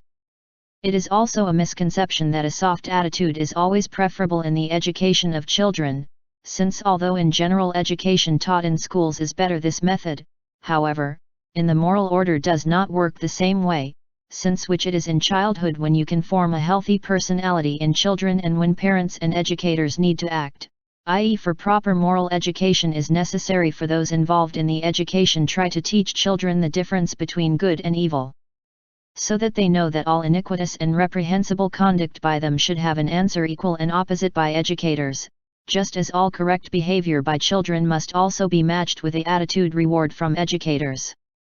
If the opportunity to be morally children in childhood is lost, is a risk of them becoming misfits and incapable adults know the difference between what up to them and what belongs to others, or put another, so they can think whatever they do will not find punishment even knowing their actions be illegal for having been too overprotected in childhood. No better is the father who merely give money to their children and never punish them. The ideal father should on the one hand reward their children for their right actions, but also be willing to punish wrong when done knowingly be wrong. Childhood is when children have their personality undefined, and therefore is at this point that corresponds this type of training. To miss this opportunity, on reaching adulthood it will be more difficult to correct deviant attitude, and the child could end up being a despot and unhappy adult who collide continuously with other citizens, until eventually the possibility is given that understand their error. It is also important to stress that it is at school where you have to be religious philosophical education, or, since this subject is by no means inferior to other value, but must be free from outside interference as sects or private religious organizations such as Catholic. It is the state and parent associations are competent to determine how it has to be this training and not others. Of course, this education must be free of taboos and superstitions and go as consistent with science as possible, but without that's a detriment to his philosophical component. The treatment of animals. Another barbaric custom of contemporary society is to use the suffering of animals as part of entertainment in some festive events. Actually, this kind of thing, what it actually does is criminalize the animal before mistreat, i.e., it is a psychological game macabre in which people hide their own evil through play. Presumably the bad is the so you can mistreat animals, just that what the Nazis did with the Jews or the American colonists with native Indians. It is true that an animal is not a person, but that does not mean it's right to make of them what you want, not so long that the same treatment is given to people subjected to slavery ago and today. That's what some do with animals. It is also a fallacy to say that if these animals are not used in that kind of race will disappear parties. One example is the case of bulls. These people forget that the species of these animals are derived existed many millions of years before that barbaric custom start to exist, and these animals disappear. What they would do is return to their natural environment, even if it meant some changes physical, but it is in the natural environment where they should be and not as mere slaves of people. Another barbaric custom is to have caged birds. In this case, as with slavery, only takes into account the interests of the owners, but the animal is considered as a mere object without rights or feelings, whose sole purpose is to entertain those who caged them. The same goes for the circus, where animals are made to perform ridiculous stunts in exchange for food, in an example of complete disregard to their natural way of life. Those who claim to be against slavery-like practices should also demonstrate applying the treatment to animals. It would be desirable that countries in their laws establish as a basic rule the rejection of the unnecessary suffering of animals were a role model for others. Film and sports. Arguably, both film and sports are intended to keep our awake to a risk senses, because in reality what is done in them is to represent apparent way a conflict or violence, but symbolically, is say that these games or cinematic representations serve us as a way to keep our senses awake and trained at the risk of a real problem. Therefore both symbolic confrontations represented in films such as those that occur in sports are socially useful. However, it must be said that the accumulation of sports competitions simultaneously as with the Olympics are not socially useful, since it is alienating them having to play multiple types of competition at the same time and in one place, it is better each sport made its global separately and indifferent for the sake of all dates. On the other hand, both film and sports should be the market that determines what things should succeed and what not, and governments should stop meddling in financing certain movies or sports activities, as it is the public who democratically and by paying their tickets who must determine that sports or film productions which must grow and disappear. Too often it is the case that a film financed with public money then is not even issued, or is issued receive a total rejection of the public, just as there are competitions prefabricated by governments such as those commonly found on Olympics, sole purpose of which is mere political propaganda of governments that finance them. It would therefore be desirable for those sports that can survive by themselves privately and independently continue to exist, otherwise, just more than film or sport can end up being a mere instrument of corruption or political propaganda. Safe driving seat. The only way to get a mass medium such as roads prove a secure environment is by implementing rules of movement but cannot meet all the expectations of drivers, however allow a safe and valid means for most of people and vehicles. Therefore, it would be good to create a system that traffic lanes with only one lane in each direction overtaking between equipped motor vehicles is prohibited from in order to avoid the possibility of exceeding the opposite lane at the risk of frontal collision or out of the driveway that this entails. It should be borne in mind that in this type of road vehicles going in opposite directions have to go so close to each other that practically touch is unreasonable, then be allowed to exceed the rails to the opposite side when this can be avoided. So this rule would be feasible to establish a mandatory minimum necessary speed for all motor vehicles to allow circulation fluently without having to leave the lane.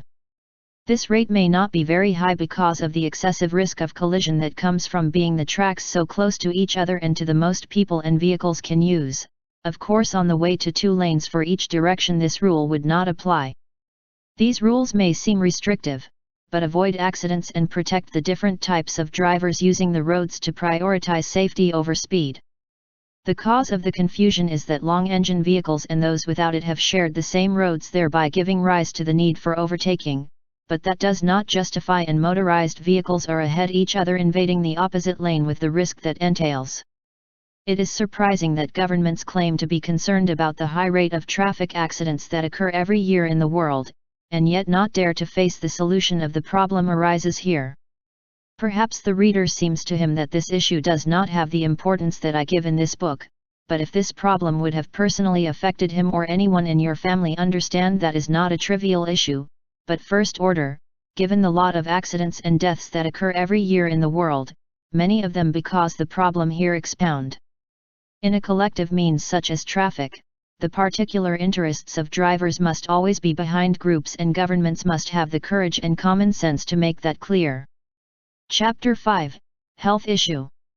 The myth of the sun is a big mistake. Mythologizing is being done sun in contemporary society. Some thousands of years ago humans began to lose hair that covered his body precisely because it happened to use the clothes, i.e. the hair served the function a protective layer to the skin of dangerous solar radiation. But today this desire to show a dark appearance due to a mistaken overestimation of this fact has led society to an alarming increase in cases of skin cancer. The myth of the beneficial effect of the sun, based on the argument that produces vitamin D, which has led society is exposed to the sun without proper protection required by the situation. It is true that the sun is beneficial to health, or moderate exposure favors the development of vitamin D, but exposure is received through the face or arms is more than enough to generate the necessary vitamin, and everything others enter the realm of myth and fads. The truth is that the skin needs continued protection against solar radiation except in exceptional cases, and sun exposure as the ultimate goal is a mistake. Also, the remedy for some diseases is not necessarily the sun but the heat is another of its effects. Therefore, sun exposure as an end and the half-naked body should be ruled out of social practices and medical recommendations, because apart from the helplessness that the skin has no clothes, there is another effect caused by the sun, which is premature aging. The real cause of the mythologizing of sun originated in the fact that in the early 20th century tended to associate dark skin tone with a higher economic level, and therefore get that tone became a target priority for broad social strata. The explanation is simple and is that before the Industrial Revolution, the color brown was associated with poverty and work in the field, but with industrialization the workers went to work in factories and workshops sheltered from the sun, is when the dark tone became considered a symbol of leisure and high economic level. The unfortunate thing is that doctors were carried away by this fashion and condescended into a mystification of sun exposure, underestimating the risks involved, and that in any case or only in very exceptional cases should recommend direct exposure to radiation from large body areas. Optimism and depression. Optimism. It is a big mistake to trust a state of great optimism. He who is so, what it does is let our guard down and stay more exposed to the risks of accident or life problems. The most logical is placed in a mental state that could be said to be found in the average of optimism and depression, thus the brain is more predisposed to be able to adapt to any sudden state of mind that might arise. The ideal, of course, is to be happy, but one of the causes of happiness is precisely balanced flow of the circumstances of life, and excessive optimism should only be exceptionally something right. Much vanity to think that everything will go well forever, because this is an unrealistic attitude that ignores the fact that we are all exposed to have slumps or accidents, since the events that happen to us not all depend on our own will. Great empires that believed omnipotent as the Roman fell when it seemed almost impossible.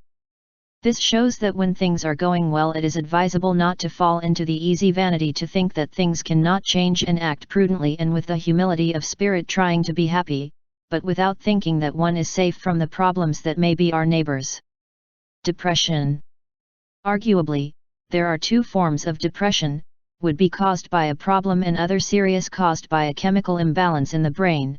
In the event that depression was caused by a situational problem or annoyance, best to fix it momentarily, stop and analyze the problem calmly and carefully. For this, the brain causes the sufferer in a state of dejection that deep down you are looking to increase the level of concentration and enable the person to stop and resolve the situation that causes discouragement. Another reason is that depression try to reduce the state of nervous tension that could lead to brain damage or otherwise. Who suffers from depression? Usually ordinary type caused by a problem. This state of despondency ceases the moment that the person finds the solution to it. It should be added that trying to solve drug problems is a big mistake, because besides not solve the drugs they do is mask the problem. Use is a little courageous act, and what results? You happen to have a problem to have too, as drugs disrupt the normal flow of the brain in addition to producing addition. It should be borne in mind that when we have a problem, it is normal to be sad as a way to adapt to it, and therefore it is best to find a solution as a way to recover the spirit. Anyway, drugs not only do not solve it, also they force the brain to an artificial stimulus, when what it needs is to follow your own path, natural way to overcome the problem. It is logical that if we have a problem that it is reasonable to be sad, self or physician us stimulant type substances, because it would be meaningless to hinder our recovery. In addition, there are 1,000 natural and healthy ways to recover the mood without drugs. In any case, first be sought the solution to the problem and then recovery mood. Chemistry depression. Instead, the process is different from a chemical depression.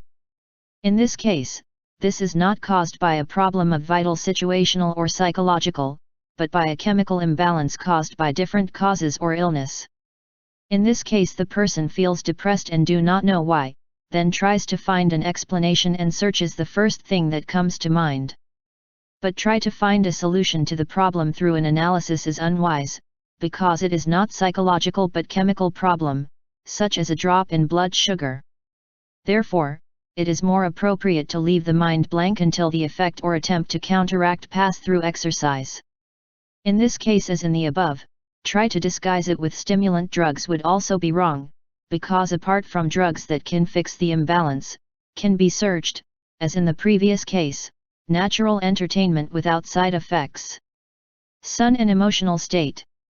Paradoxically, the sun can also be a depressing factor. When a person is satisfied with their situation, the sun can be very stimulating and produce a feeling of joy, but there are people that have concerns or a state of emotional decay. Sun them can produce the opposite effect. This is because these people feel as examined to think about things they could do in those days of pleasant weather and yet cannot perform. On the other hand, excessive sunshine may cause some people a situation of discomfort and nervousness similar to epilepsy process, i.e., the light intensity can be disturbing to interact with the nervous system, but in no case means they lose their ability to reason. This increased sensitivity to the sun occurs mostly in the spring and early summer, and in some cases may be related to a viral process similar to that causing brain cold, but need not excessive given importance. Dental hygiene. Many people wonder why, if the teeth are designed by nature to chew food, how could yet so vulnerable to decay? The answer is very simple, and teeth, like the rest of the parts forming the body, has to fulfill conditions for healthy and function effectively. The key is that the person must keep your teeth clean most of the time as possible.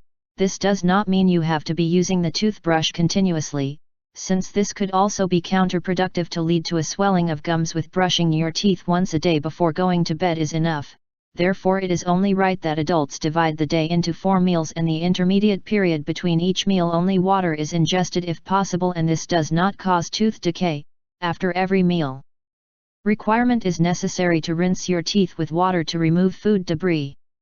With these simple tips you can avoid such an unpleasant decay and maintain healthy teeth.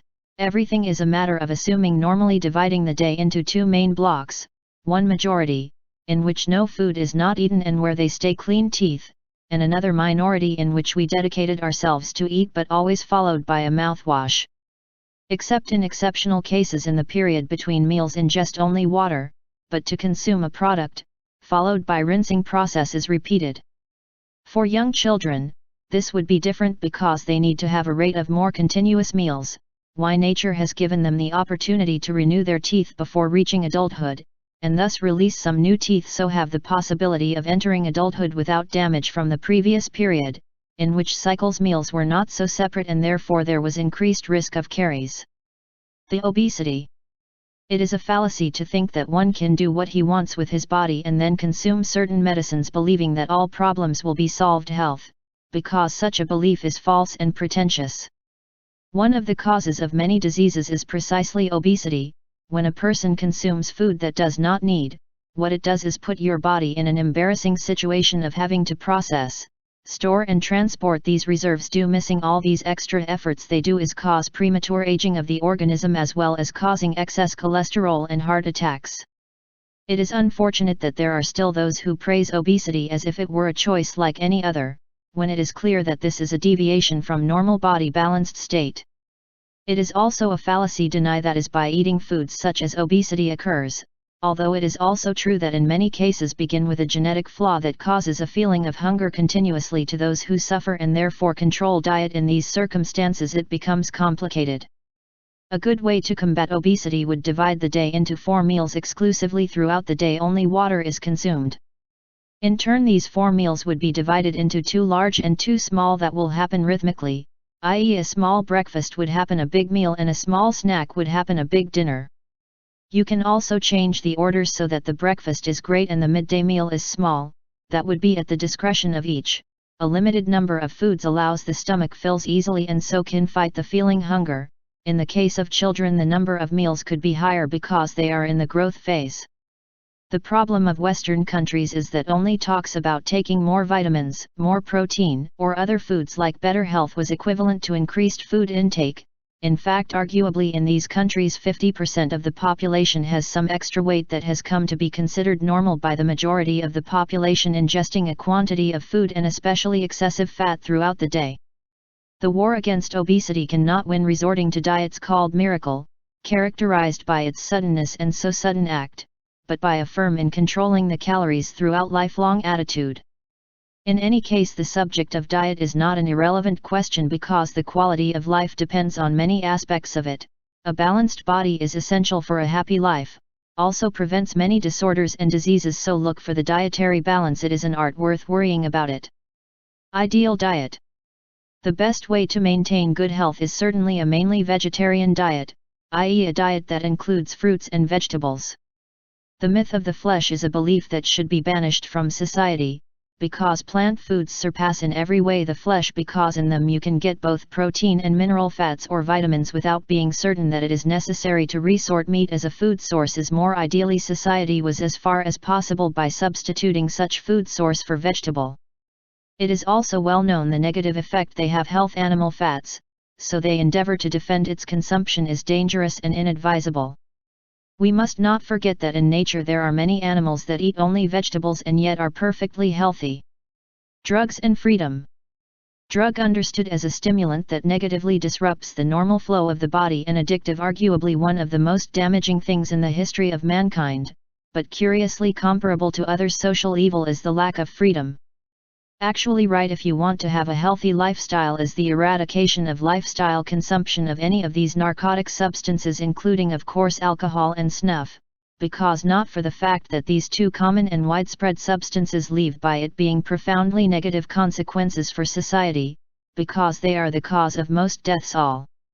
It is therefore paradoxical that some governments say they are fighting these products while finance their production. It is also paradoxical policy condescension of some governments who cause harm to others drunk, since this policy that considers extenuating in a trial being drunk during the commission of a crime, all he does is on the one hand protect alcohol and other causes defenseless victims. This is a cynical and contradictory policy that does not contribute to society to favor healthy lifestyles. It is also a mistake to trivialize and avert the problem simply stating that it is a disease. To consume alcohol requires the conscious intention to do so, and adding only occurs over time, after maintaining this habit continuously. Therefore it is first vice consumption of drugs and only then comes the addiction, and this state of addiction can also be eradicated with a firm attitude sufferer, especially if you ask for help.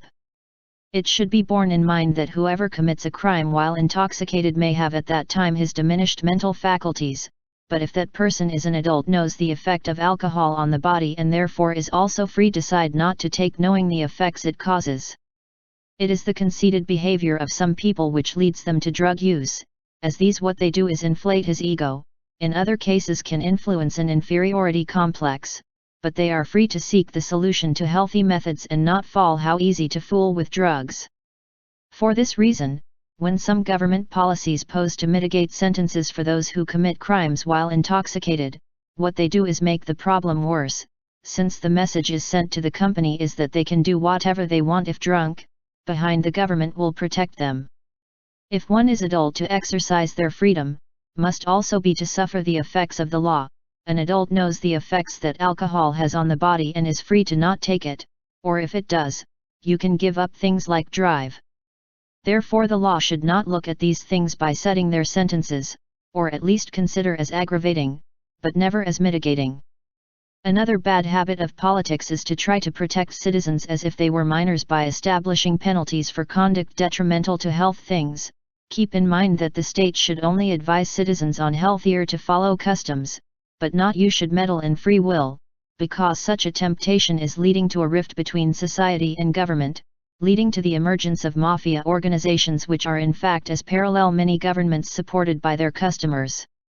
It is true that drugs are harmful to health, but the government must convince citizens it peacefully and without violating their freedom of choice. The same goes for prostitution. It is desirable that this practice does not exist, but to achieve this is not justifiable abuse and persecution of those engaged in it, but rather we must create the conditions for social assistance to enable these people out marginality. It is very easy to ban these things, but if you want to eradicate, must first address the problems of social exclusion and help these people. Precisely because of the desire of governments to interfere in the free will of citizens on health issues, is what appeared mafias which emerged in the early 20th century in the United States. The paradox is that these mafias, even within illegality, somehow represented an expression of social justice, claimed to disobey the laws aimed at limiting government social rights. It is for this reason that the mafias are great, because the fact that one thing is insane does not mean it has to be illegal, and if citizens believe that the prohibition is not correct, tend to disobey, and therefore creates a parallel power that has been resulting in a sad clash between police and citizens. Sometimes these mafias become so powerful that cause real civil wars, as in Mexico and Colombia, to be producing or drug transit countries. Many blame for it is the United States trying to impose its policy on drugs to these, thus inducing countries to confrontation between them. The right thing would be that in every country in the world distinguish between what is harmful and what is illegal, so not because one thing is insane have bound to be illegal, because every adult should be respected in their free will and that it can decide to purchase or freely takes. Governments, they should do is fight drugs in the cultural aspect, advising and guiding society to the leave, and those who fall in adding help them out of it, but under the principle of free will in trade or consumption of these substances. So mafias disappear and the absence of restrictive governments towards citizens and countries that suffer from it would return to a situation of peace liberties. Ultimately, it is right that governments on the one hand respect the right of citizens to consume or trade in these substances however objectionable they may be, but on the other require the appropriate penalty for the commission of crimes under the influence of them or payment of medical costs as appropriate. It is with these measures seeking respect but also jointly responsible citizens with their actions, what truly contribute to society overcomes in its fight against drugs. Birth control. In the future, unlike now, the number of offspring that may have be limited to only 2 children per couple. This is because each planet has a cap of inhabitants' possible number, i.e. the implementation of policies of birth control that prevent the number of inhabitants passed to avoid overcrowding and overpopulation in all advanced worlds is necessary, the number established as sustainable. This is not an irrelevant issue because it determines the quality of life of all citizens. The number of children would be limited by law to 2 per couple and only 3 possible in the event of an unexpected death occurs by accident. To give a couple the option of having 3 children, this death would be solved in the number of inhabitants. Because of these circumstances, the fact that a couple had 3 children without state permission could result in financial penalties for parents, as this would jeopardize the policy of birth control and could lead to another couple will confine the number of children one way to correct the imbalance. It is also true that the fatal accidents occasionally occur. These children could have as excess could be used to correct this loss, but keep in mind that the figures either case does not have to coincide. Future sexuality. It is a great mistake to think that sex only makes sense in the case of wanting to have children. The reason is very simple, is that the mechanisms of sexual stimulation work continuously like other bodily stimuli, i.e. the same way one is hungry on a regular basis, also feels sexual desires. However, it is also true that every human being is able to decide whether to have children or not, especially by the fact that sex can be controlled so that it reaches the consummation or not the same and avoid the risk of pregnancy. That is, in the future, because of legal restrictions that would limit the possible descendants 2 per couple, you could choose to split the 2 modalities sex. Complete and incomplete sexuality. Full sexuality would be that in the period of life of couples in which these could have children, sex would have no restrictions of any kind, not existing fear of possible sanctions from the state since have not yet completed their quota allowed 2 children, then they could have sex without fear of unwanted pregnancies. This does not mean that pregnancies are taken on what to produce immediately, since man can control to some extent the process by which the seminal fluid reaches women, and thus not precipitate until the desired time achieving the pregnancy.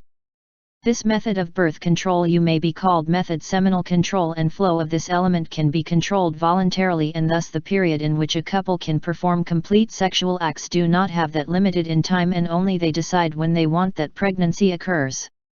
Also keep in mind that this is not a perfect and about method. To 15% of cases remain in state ahead of schedule, but that would not matter because they have completed their quota of 2 children and therefore that pregnancy would be accepted factly.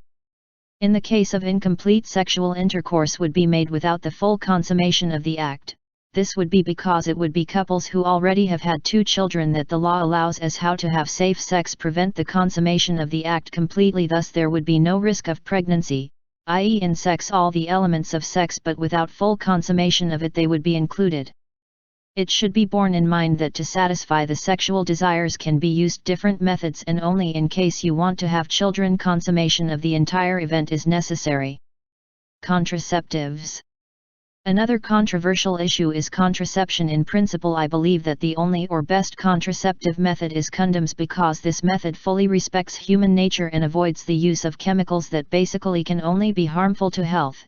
As I said before, intercourse need not be limited to having children, since sexual desires occur normally during large parts of our lives, and therefore what is to separate what is sexuality in order to have offspring than not. Therefore condoms may be useful in this field.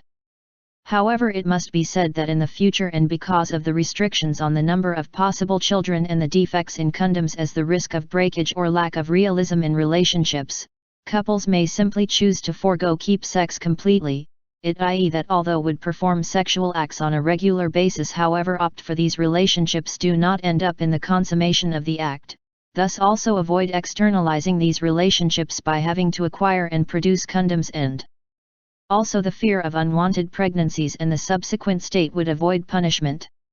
It is also true that opt for the use of condoms the number of unwanted pregnancies could be reduced by combining the use of this device with the method of seminal control, but there would be no complete safety, although children born so unforeseen could replace lost by accident, but keep in mind that these figures may not match and therefore not serve as a means of population control, especially because in the world's advanced accidental deaths would be very slim.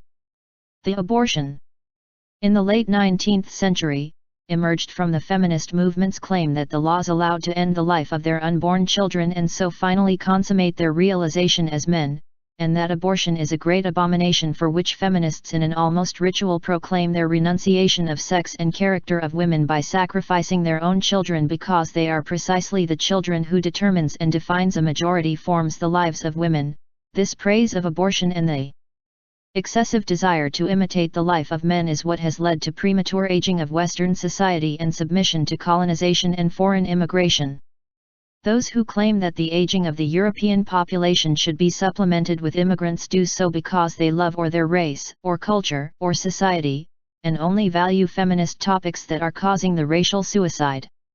It's easy to fall into the comfort of saying that women have the right to fulfill themselves as men, but it is a great act of hypocrisy not to see that the Western population is aging at accelerated speed and it is not logical to expect that other cultures or societies replace because it is the duty of every citizen to fight for the defense of their society, race or culture and not expect so scary that others will solve the problem. It is therefore necessary to end the feminist myth and promote policies that disturb birth but women who consider having children as a hindrance in performing their job prospects. From my point of view, it is right that every child conceived voluntarily continue until normal birth.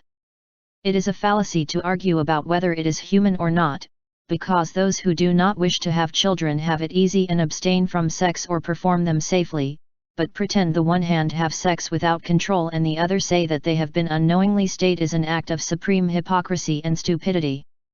Children do not come by chance, nor is it something that only happens to the poor as some would claim. The decision to become pregnant or should not be decided in advance to sex, and it is not logical after the act blame the unborn, let alone finance abortions with public money, because first is prevention before the problem occurs and not the other way around.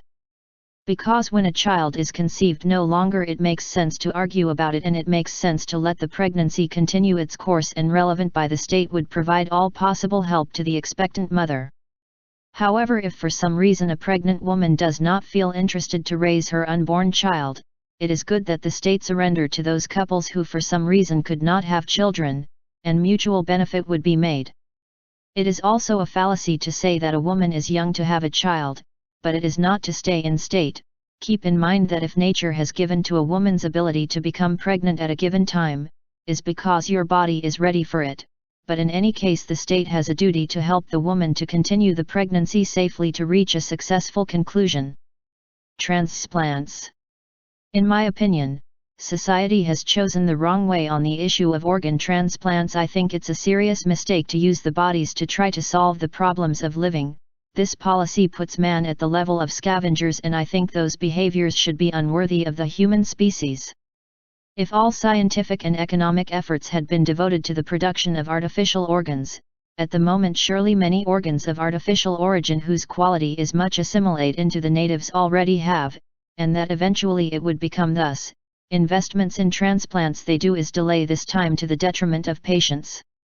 Furthermore, it is popularizing the savage custom of transplanting organs from a living to other people, which is an unfortunate practice because it happens to have a person with disabilities to have too.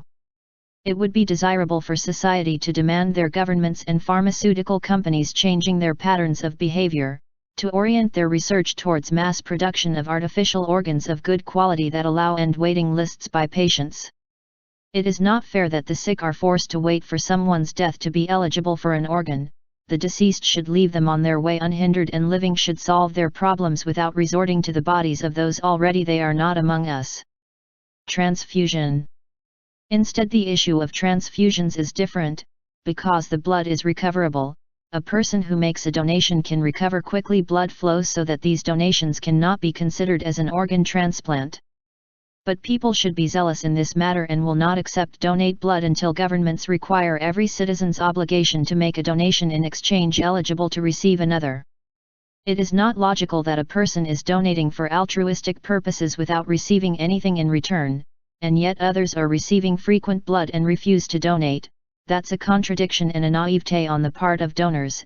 Is correct help but also demanding justice to the state on issues that may be, for it could create a primer donor why only those who have made a donation and only the would could then opt to receive blood from those reserves. The origin of diseases.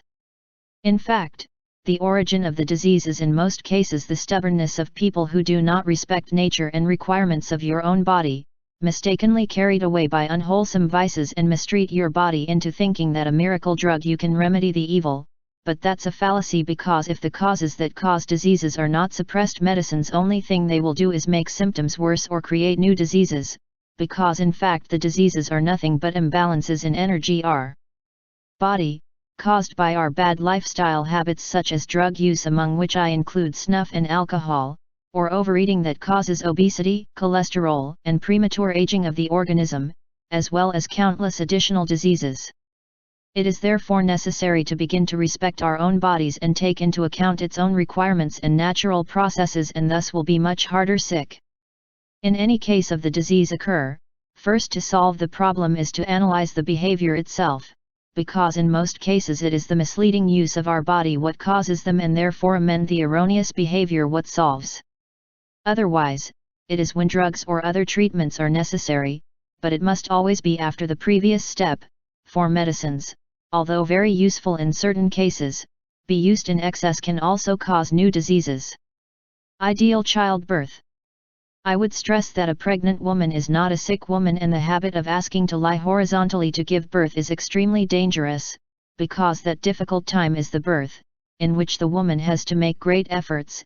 If it is placed horizontally, it may happen that excess blood reaches the head, with the risk of stroke. Also placed in a more upright position, could serve as the aid of gravity to facilitate movement of the child to the exit. Genetic diseases. One of the biggest scourges of modern society are genetic diseases. These diseases seem a kind of divine curse but yet are easily removable. For this, scientific analysis of those affected and monitored by the state is only necessary to eradicate them. An easy procedure would be for all the people who were carriers of these diseases only had legal permission to have only one child per couple. The reason is obvious, and so these genes sick would disappear gradually, having fewer offspring than healthy people. Another way may be the manipulation of eggs and sperm to eliminate genes that transmit the disease, but the risk of causing birth defects or other new problems run. It could also pose as a solution that the carriers of these genes simply renounce having children and in return would switch to take precedence when adopting orphans and malignant diseases. Such chain would be extinguished. Pain and infections. It is a great mistake to try to escape the pain abusing anti-inflammatory, for mild pain must not automatically associate a disease.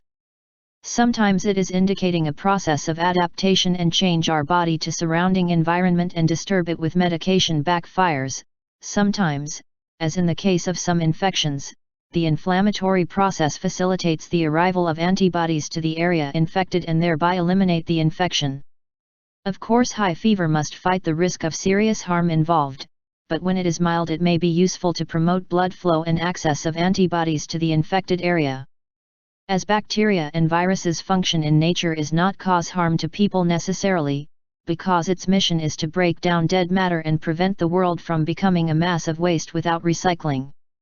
However, when bacteria enter a weak body, the process is similar to if dead and bacteria they do is try to break it down and reduce it to its basic elements. This does not mean looking the wrong people, because these classes epidemics have more to do with malnutrition or other similar causes that weaken the natural defenses.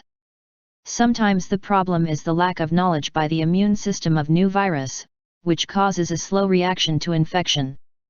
It should be borne in mind that the human body is full of all kinds of bacteria, but not cause damage to be in balance with the immune system that regulates the amount of coarse contact with an excessive amount of bacteria or viruses can get sick or kill. but that does not mean that their role in nature is that.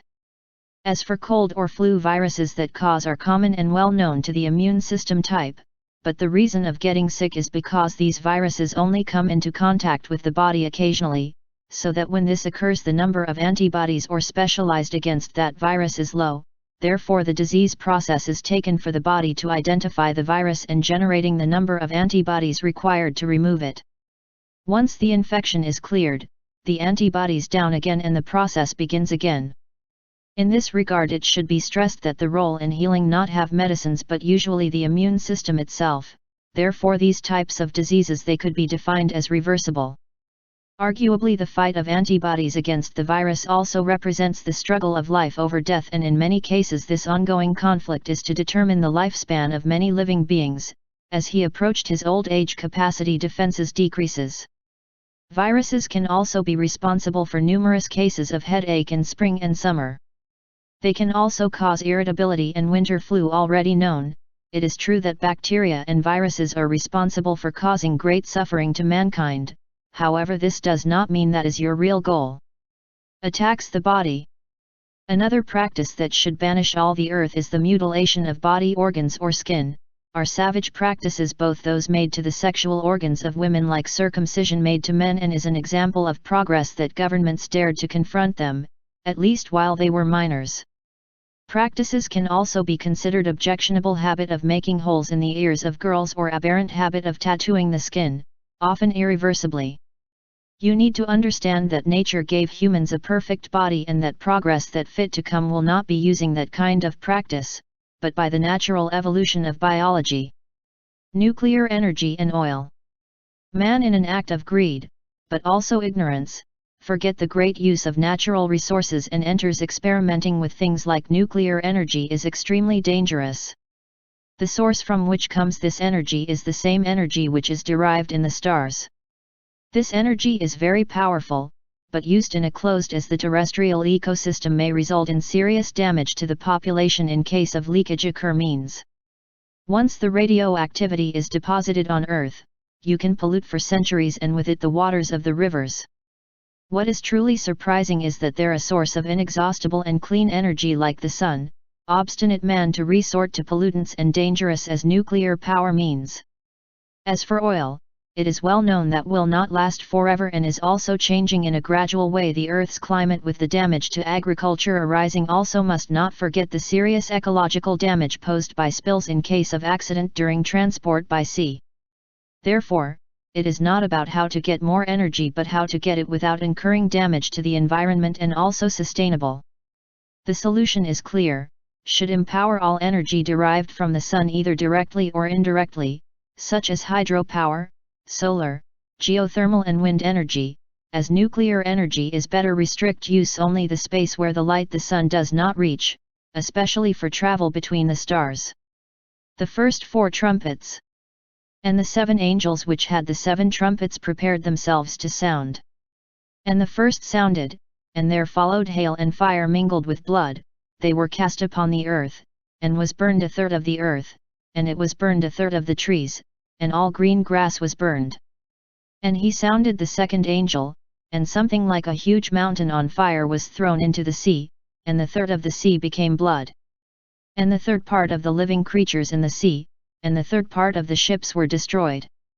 And played trumpet the 3rd angel, and rushed from heaven a great star, blazing like a torch, it fell upon the 3rd part of the rivers and springs of water.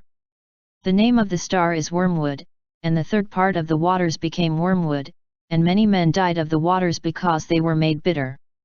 And he sounded the 4th angel, and was wounded 1/3 of the sun and 1/3 of the moon and the 3rd part of the stars, so that the 3rd part of them was darkened, and the day lost 1/3 of its light and the same evening. And I saw and heard as it flew through the sky an eagle saying with a loud voice, Woe to the inhabitants of the earth, because of the trumpet blasts missing 3 angels who have yet to play. Rev 8:6. Life expectations. It has been much discussion about why living beings have long life expectations and instead others shorter.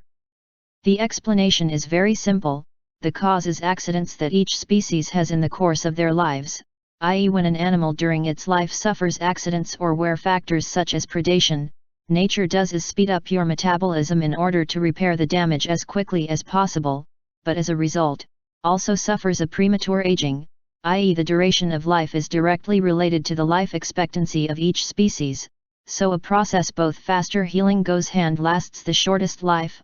An example would be turtles or trees. Some also try to find the means to eternal youth body. Keep in mind that this is a claim pointless, because the human body is made by nature to live for a limited time, as this is the consequence logic suffering wear during their lifetime. Everything that begins has one day to finish. All cell renewal process involves a certain degree of aging. The confusion is due to have a materialistic view of life. I try to give the body the properties that are only own spirit, but they refuse, that is eternal life. Chapter 6, Policy and Labor Laws. The Great Powers. It would not be fair to say that everything that has characterized the great powers like Rome or the United States has been negative for humanity, because both have had great importance in the process of evolution. However, it is common in them accommodate the belief that last forever, or think that power is something innate in them and not in others. It is precisely the abandonment of their own roots and judicious and honest attitude which in many cases has led them to their own destruction. So my purpose in doing this criticism is not to deny these facts, but rather encourage their progress by encouraging a change in attitude. The beast of the sea. And the sea saw up a beast with 10 horns and 7 heads, and on his horns 10 crowns, and upon his heads names of blasphemy. The beast I saw was like a leopard, its feet were like a bear, and his mouth as the mouth of a lion, and the dragon passed his power and his throne and great authority. And I saw one of his heads as if he had been killed, more she was healed of its mortal blow, and wonderful all the earth, and went after the beast. And they worshipped the dragon because he had given authority to the beast, and they worshipped the beast, saying, Who is like the beast? And who can make war? And was given a mouth speaking haughtiness and blasphemies, and it was given authority to do his work for 42 months. He opened his mouth for blasphemy against God, to blaspheme his name, and his dwelling and those who dwell in heaven. He was also allowed to make war with the saints and to overcome them, and it was given authority over every tribe and people and tongue and nation. And they worship the dragon, all the inhabitants of the earth whose names are not written from the foundation of the world in the book of life of the slain Lamb. If anyone has an ear, let him hear. If anyone is to go into captivity shall go into captivity. If anyone has to die by the sword will die by the sword. This is the patience and faith of the saints. Rev 13.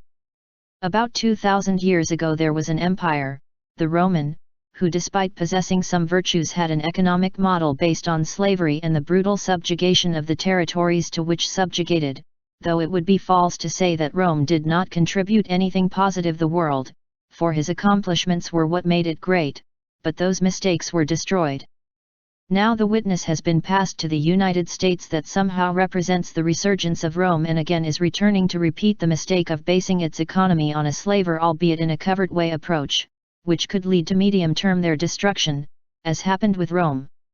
What he has done great in the United States have been its successes, but it is a serious mistake to think that their power is something permanent and unchangeable, and is a big mistake accommodate a triumphalist view of things. Really the vanguard of the way from Rome to the United States progress, but that does not mean that all values are true, and believe such a thing would be a mistake. It would be a big mistake to expect the destruction of the United States because of the iniquities that has caused in the world, especially after the Second World War, because it is a country that has contributed much to humanity and could still contribute much more, but it would be necessary to give a turn in its policy. She posed mysticism and enslavement of immigrants as its economic foundation. An example of the bias of the United States is continually extols evil and brutality of the Nazis during World War II and yet practice an attitude of condescension and abetting the extermination policy that the State of Israel has maintained with Palestinians for decades.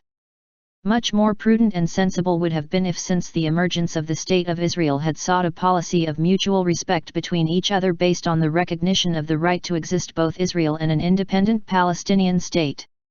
Democracy's false. Great fallacy that is being left or right, as if truth could only have a political color. Perhaps one can be in favor of using only one hand and to exclude use of the other? When a person opts for such an attitude, what you are doing is denying yourself the possibility of having an unbiased view of things and therefore play into the hands of the parties. The beast of the earth. And I saw another beast beneath the earth. He had 2 horns like a lamb, but spoke like a dragon. And the authority of the first beast exercised all before him. And he made the earth and its inhabitants worship the first beast, which had been healed of its death blow. He also worked great miracles, even making fire come down from heaven to earth in the sight of men. And I duped the inhabitants of the earth with the prodigies which was given him to do before the beast, saying to the people of the land should erect a statue to the beast who was hit by sword and revived. And he was awarded in courage the statue of the beast, so that the statue of the beast should both speak and cause take the life of those who do not worship the statue of the beast. I did put everyone, small and great, rich and poor, free and slave, a printed mark on their right hand or the forehead, so that no one may buy or sell if it was not marked with the name of the beast or the number of his name. Here is wisdom, he who has understanding calculate the number of the beast. Because it is a figure of man, his number is 666. Rev 13:11. Currently political parties also strive to make citizens and turn them into instruments of their interests, dupe them with their instigations and promote hatred against other parties for the sole purpose of nullifying their ability to reason, and get thus a vow that what it does is turn citizens into accomplices of their iniquities. I keep them from doing anything until the next election. Because when a citizen votes, what it does is give power to politicians who no longer have need for them, at least for 4 years, which is what usually last election cycles, and the power of voters remain sequestered throughout that time, unable to do anything to change things. This kind of democracy will not be considered as such, since true democracy is one that consultation of citizens, each and every one of the laws of a binding, and not symbolically as now. By this I do not mean that there is nothing positive in the current democratic models, but it is a serious mistake to think that the only possible or cannot be improved, but it is possible that the process is more complex than it seems and requires stop participating in them as a form of protest if politicians refuse to change the new policy. Therefore it is desirable that citizens demanded their political creation of a political model in which the power to decide every law fall exclusively on citizens and the political class only devoted to the drafting of such laws, but not approval, which could be periodically through means such as the Internet. Of course, things like the monarchy would not occur in this type of advanced society, since this political system is itself a time when concepts such as equality or justice had no place in politics, and therefore it is normal that disappear. In a truly democratic society cannot exist political positions reserved for certain people compulsorily or legal impunity, because that contradicts itself with the principle of democracy. Economic crisis of 2009. In the background, the origin of the economic crisis of 2009 had its origin in a problem of competitiveness between the West and emerging economies, notably China. Although in practice the origin of the crisis was a banking problem, that problem was only the consequence of this loss of competitiveness in developed countries versus those without.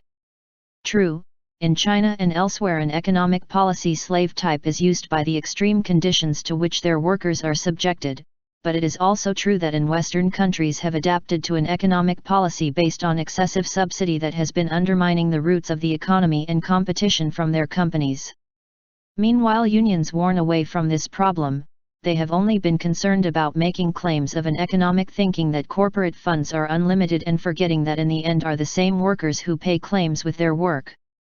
The policy of Western countries since the early 20th century could be defined as bread and circuses, i.e. have been confined to favor many times protesters not according to their reasons, but the extent of the magnitude of the protest the only interest of getting the votes to stay in power, but increasingly undermining the stability of its economic system. The crisis of 2009, what resulted was the need to create an economic policy that advantage quality and productivity on unjustified expenses and reward those who were more effective on those who do not. For example, it is a waste that college scholarships to promote careers that have no social demands are met. Why do you have to pay with public budgets the study of those races, even knowing that only a minimum of those students may be placed in what they have studied? It is clear that in this case are not populist measures and social measures that arise, and at the end you have to pay the workers themselves, but to their detriment. Therefore, in this case, it would be best to be financed by the state only those races where the supply of jobs by companies is greater than the demand from students. Another error of economic policy is the tendency to expel the labor market to people increasingly early by early retirement. This policy is a torpedo at the waterline of business competitiveness, because everything pre-retired becomes dependent on budgets the state, which in turn depends on companies. That does not mean that retirement is wrong, but rather that the economic system what to do is reward those who want to work on those who do not, and therefore does not encourage workers to cease their work and redirect that activity in line with their age and circumstances. Is more effective and healthy a reduced lifetime than much hard work and tiring work for a few years. Another weakness of the Western economy is fraud casualties. It would be appropriate that any person of non-working low pass after a transitional period to be considered the same way as all the unemployed, i.e. to charge a minimum subsidy when you have no dependents and have them would act as appropriate. In addition, these low employment purposes should not mean the loss of up to 15 days of vacation or more vacation for less casualties who get caught. So it would favor workers were consistent with their own actions. This would not be a form of disregard for these people. It would have intended the system to adapt to the circumstances of each citizen without having to always resort to the inspectors. The best favor that unions can do is encourage workers to work more on those who do not, because besides contributing to the competitiveness of companies also get workers to see their efforts rewarded. Excessive subsidies support of some Western economies leads to rewarding those who do not need money and punish those they need. That's an example of hypocrisy and populism.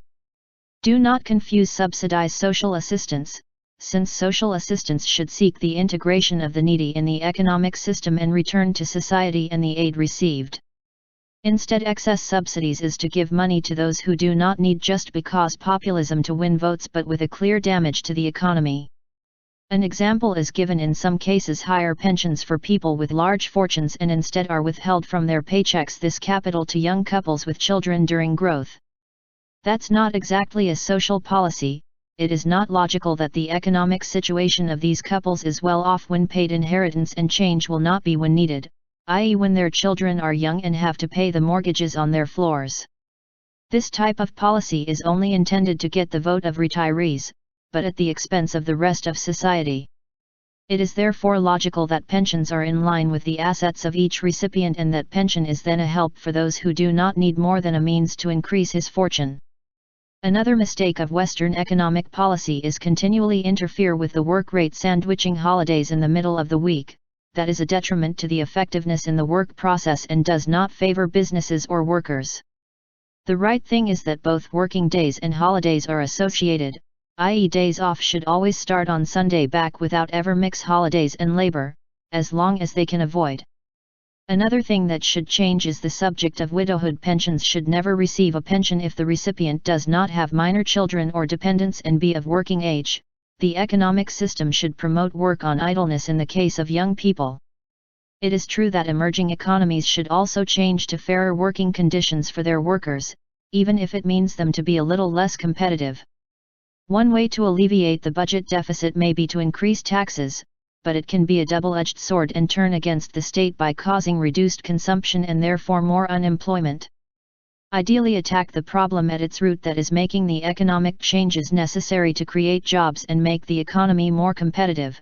Would also be positive: distribute existing work together, because that instead of there being millions of idle, unemployed and desperate, would a society of full employment in which all participate in economic growth rather than relying on it.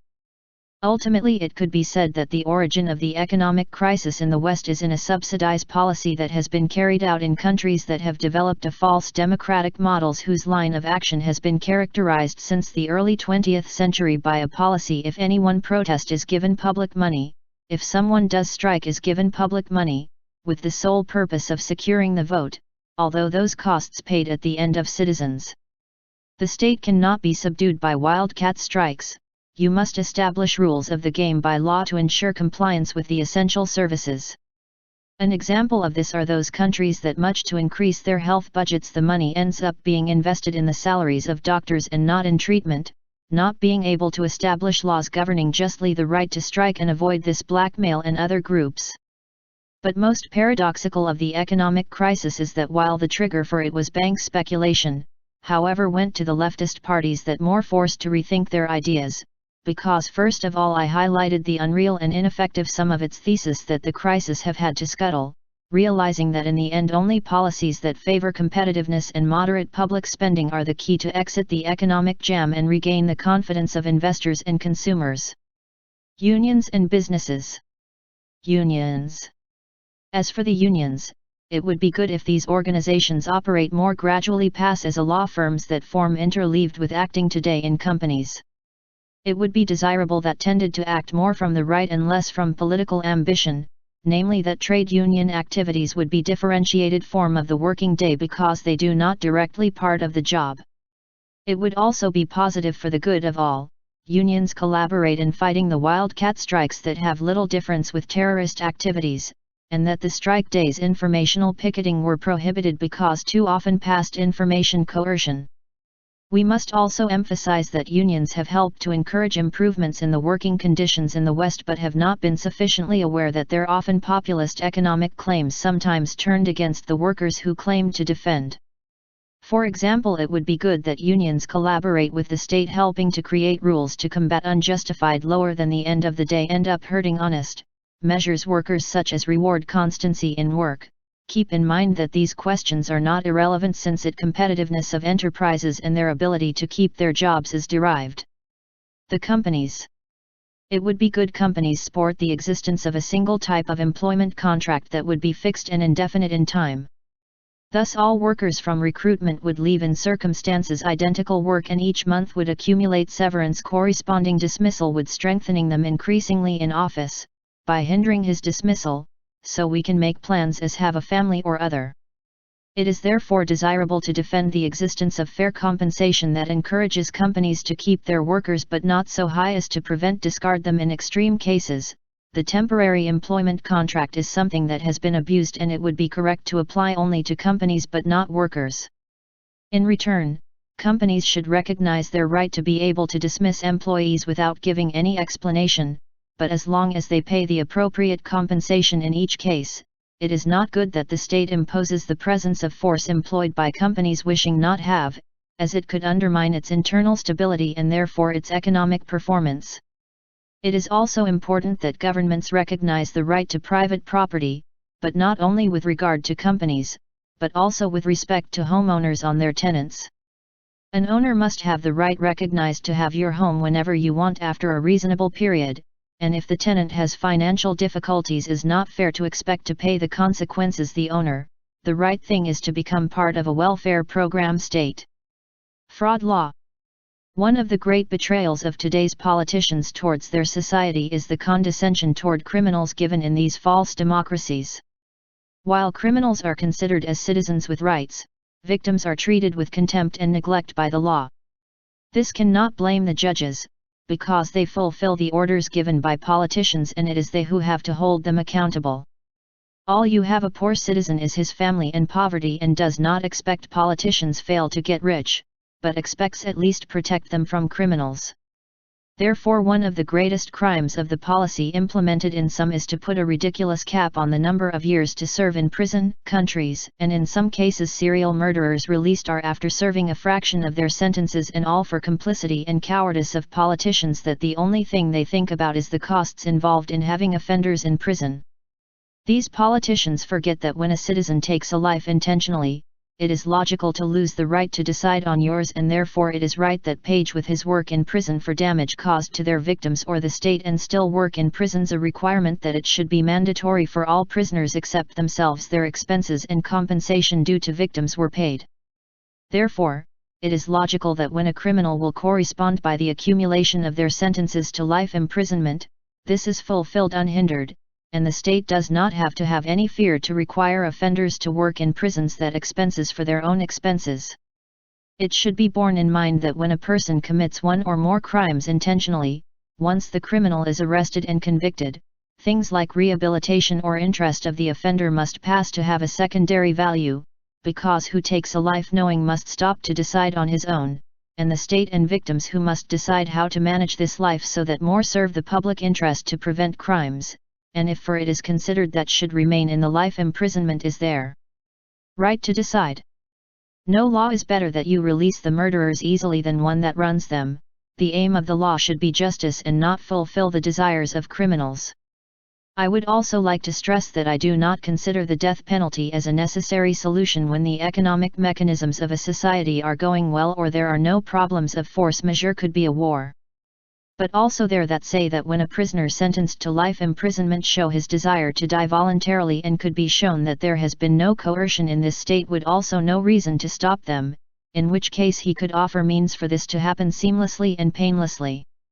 It should be borne in mind that a society that claims cannot leave loose ends on these issues and the message that the state has to transmit to citizens is that crimes must be punished, especially violations or serial killings. Of course all prisoners would benefit from the policies of sentence reduction for good behavior or other causes, but these benefits could not be a greater reduction than 20% of the total sentence, so those prisoners as serial murderers convicted at high penalties they could not back out of the prison, which is logical if you want to do justice to their victims.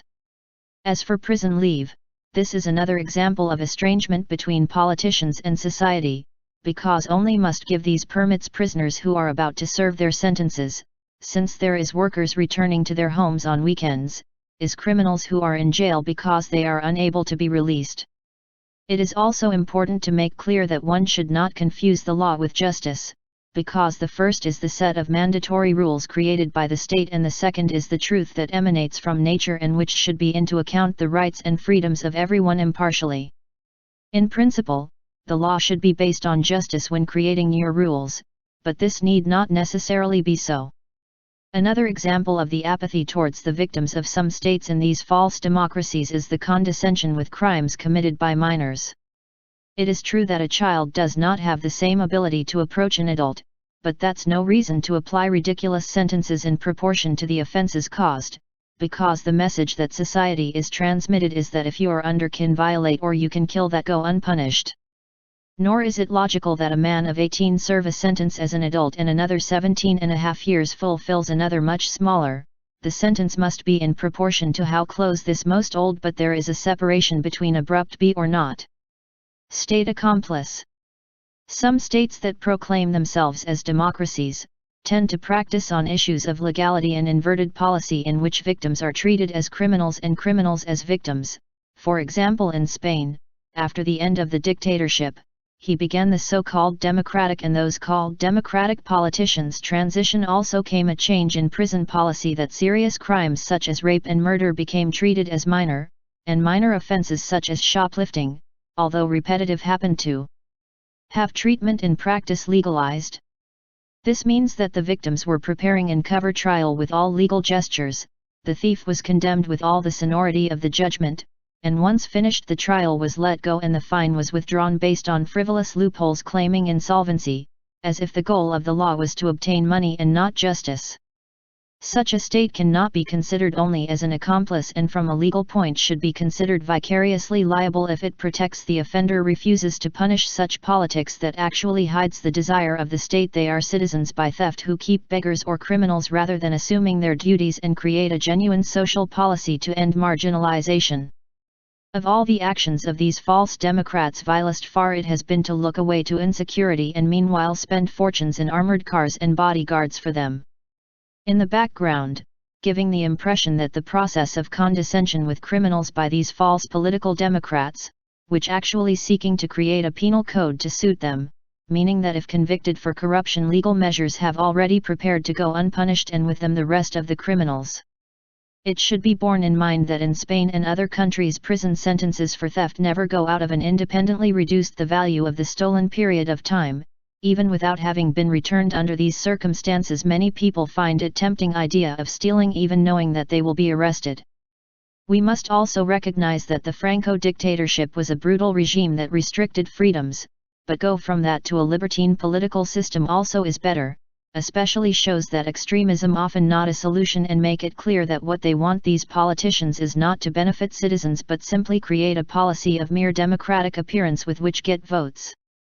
New UN This phase of history characterized by the hegemony of the victors of the Second World War should be replaced by one in which all countries had equal representation at the headquarters of the United Nations. After the war, the victorious countries were more concerned with securing their power in the world that actually guarantee a future of peace and prosperity for all, so the nascent United Nations UN began from the beginning as far be a democratic body laid the foundations of privilege for the great powers to establish the right of veto in what they pleased. No. This right only they had some and others were denied. Who would question the arguments of the great powers? Surely in a world destroyed after the war it was easy to establish unjust statutes. Knowingly United States stated that out in its territory where the headquarters establishment claiming to be an environment of democracy and stability, but it is not prudent to host this organization remain continuously in the same place, then you run the risk of favoritism are given, and it would not be fair to remain in a country like the United States after the end of World War II. All he has done has been dispute with the Soviet Union over the world, often questionable manner as with the support of the Chilean dictatorship or unwarranted invasion of Iraq, for which a lot of untruths were used and only resulted in one hand United States got to import oil from that country as initially wanted, but on the other to leave the war there, a million dead civilians and a shattered country. Another amazing thing is the claim of the victors in World War have exclusivity in the use of nuclear weapons. Is it only these countries have the right to possess such weapons as if it were a divine plan? It is logical that countries like Germany or its allies may have restricted this right temporarily to be the cause of conflict, but that does not mean that the winners have exclusivity in this area. The new organization of the United Nations should be first and foremost a democratic organization in which the vote was fair and no veto for anyone, plus it would be logical that the seat be rotating among all races and continents to avoid favoritism as now. Equal world. Eventually, all nations and races of the earth were to have the same assets and the same per capita than most advanced countries' income, but this requires that the egotism of their representatives as developed countries toiling by fleecing their natural resources ends. It is also necessary to underline the importance it will implement a policy of birth control as a way to prevent all the economic growth is spent on keeping millions more poor. This was done in China with positive results regarding economic growth, although it could be improved in some aspects. The key to sustainable economic development by which a country only has the number of people who can feed. This would be coupled with a process of recycling raw materials and an effort by technological and social progress. Regional issues. It would be desirable to facilitate world peace, that small disagreements among nations caused by territorial disputes find a solution. Here I raise options for some cases.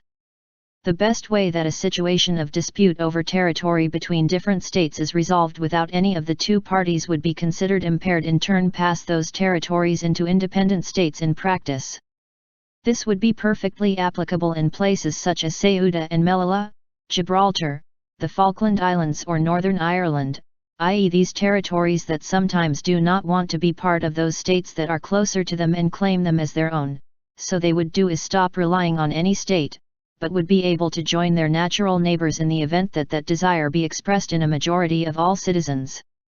So exist as independent states would no longer exist territorial conflict between the two states that claim and only they would decide their future freely.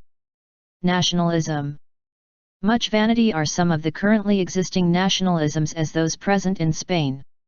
For example, the Spanish nationalism bases its operation on fostering hatred Spain as an engine of development, which is paradoxical if we consider that it is in Spain where the rights of the provinces and autonomous regions are more developed around the globe. It is surprising that in a world where the media come together more and more people nationalisms endeavor to separate them, and not all nationalist movements have to be objectionable, but many of them arising from the promotion of a disparaging view of others as with the Basque, which proposes the creation of an independent state tiny and encourages the existence of a language for use by a handful of people. When used the Castilian could be understood with 500 million all the world. It is also pathetic defense that make the Catalan separatists regarding their language because they claim to be a differentiator itself and the rest of Spain. These people forget that their language is not as own as they think and that really is nothing more than a derivative of Latin that was imposed by the Romans 2000 years ago, i.e. that exacerbated defense to seek any point of disunity with the Spanish state such as language, only shows that the nationalist parties what they are doing is to use regional languages as a weapon and a tool to foment hatred and separation from Spain and thus increase the power of their parties instead of trying to find connecting elements with it, but history has shown many times that is with the union as the force is achieved and not the creation of tiny states as claimed by the nationalists in Spain. Not forget that one of the factors that led to the Civil War were precisely the separatist claims of autonomies, playing to suggest that all the ills of the economy or society were the fault of Spain and all goods were the responsibility of their autonomies. It is true, moreover, that the last word must have the citizens of each region on their political future, but when the nationalist parties what they do is hijack the public opinion creating an image of hatred, Spain is difficult to consider that opinion may considered as objective and unbiased. It should be borne in mind that in Spain these political parties have a mechanically similar operation that had the Nazis in Germany and who base their policies and growth expectations in the criminalization and hatred of Spain as a form of expansion, and therefore their approaches are very implausible. In addition, after the transition to democracy, the Spanish state created one of the most decentralized political models of the moment to satisfy such movements and promote cohesion, but was not taken into account that excessive decentralism also favors disunity. For example, a big political mistake was creating a government of proportional representation. Since the end of the elections the government is unable to govern and must pilgrimage to certain autonomies to get enough power, which means giving in to the blackmail of those autonomies with the consequent disdain for others. This would not have happened if the vote to form a government were to run off should not have an absolute majority, and always the winning party could form a government with at least 51% of the seats. That desire to encourage the separatists to end has resulted in an increasingly fractured, uneven and ungovernable state, which is unfortunate considering that Spain in the background is one of the most developed countries of the world, so that in Spain and behind each election the price of political stability through the extent to which the major political parties are prepared by decomposing the state in favor of autonomy, a country that boasts and want to be taken into account cannot afford to give that image of weakness and governability to the world. Ideally eventually create a single language, but not just for one country but for everyone.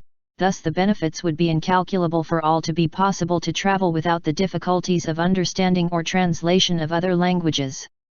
Nationalism only are useful when there are compelling reasons that justify, such as the creation of the State of Ireland, since in this case there are both historical reasons and geographical that suggest the feasibility of an independent state, since being physically separated from the mainland and have a higher dimensions has all the necessary to survive safely and indefinitely circumstances.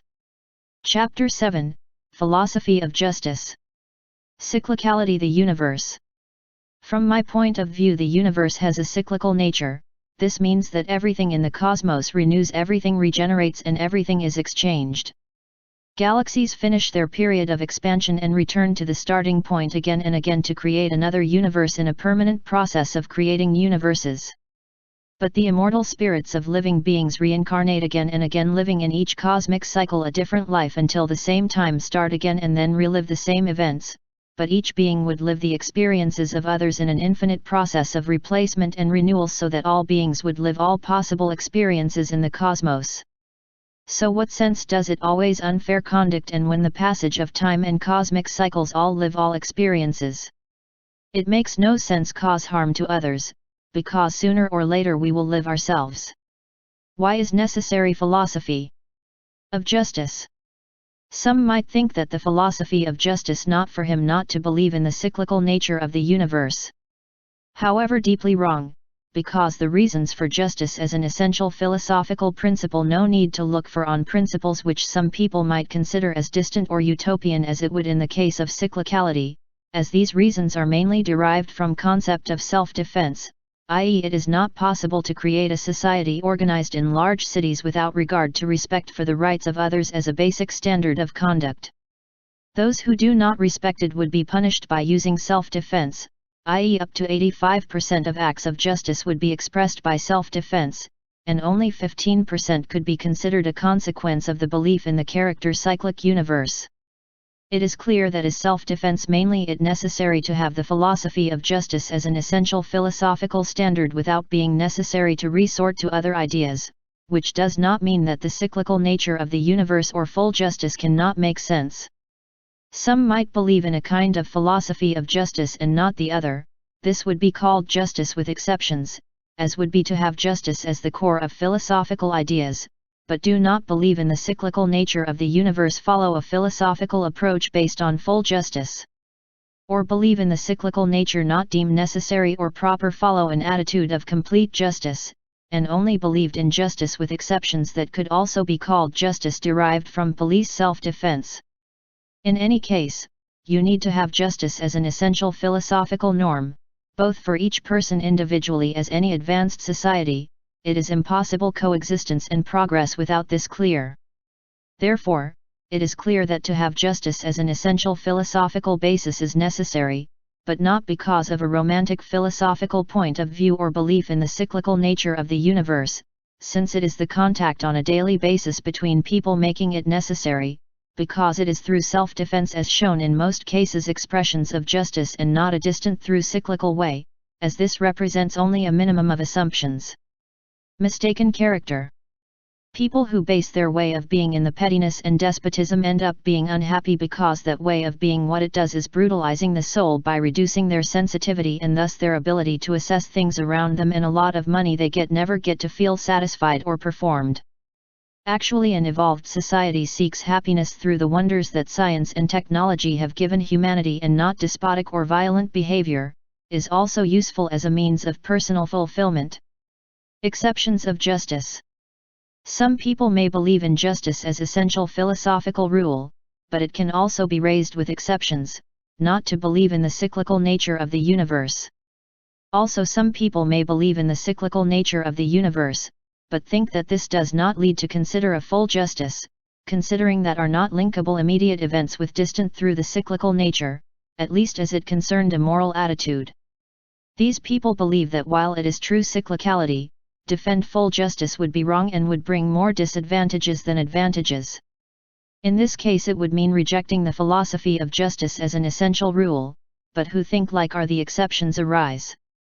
In any event, any evolved society needs to have clear these principles to be considered as such.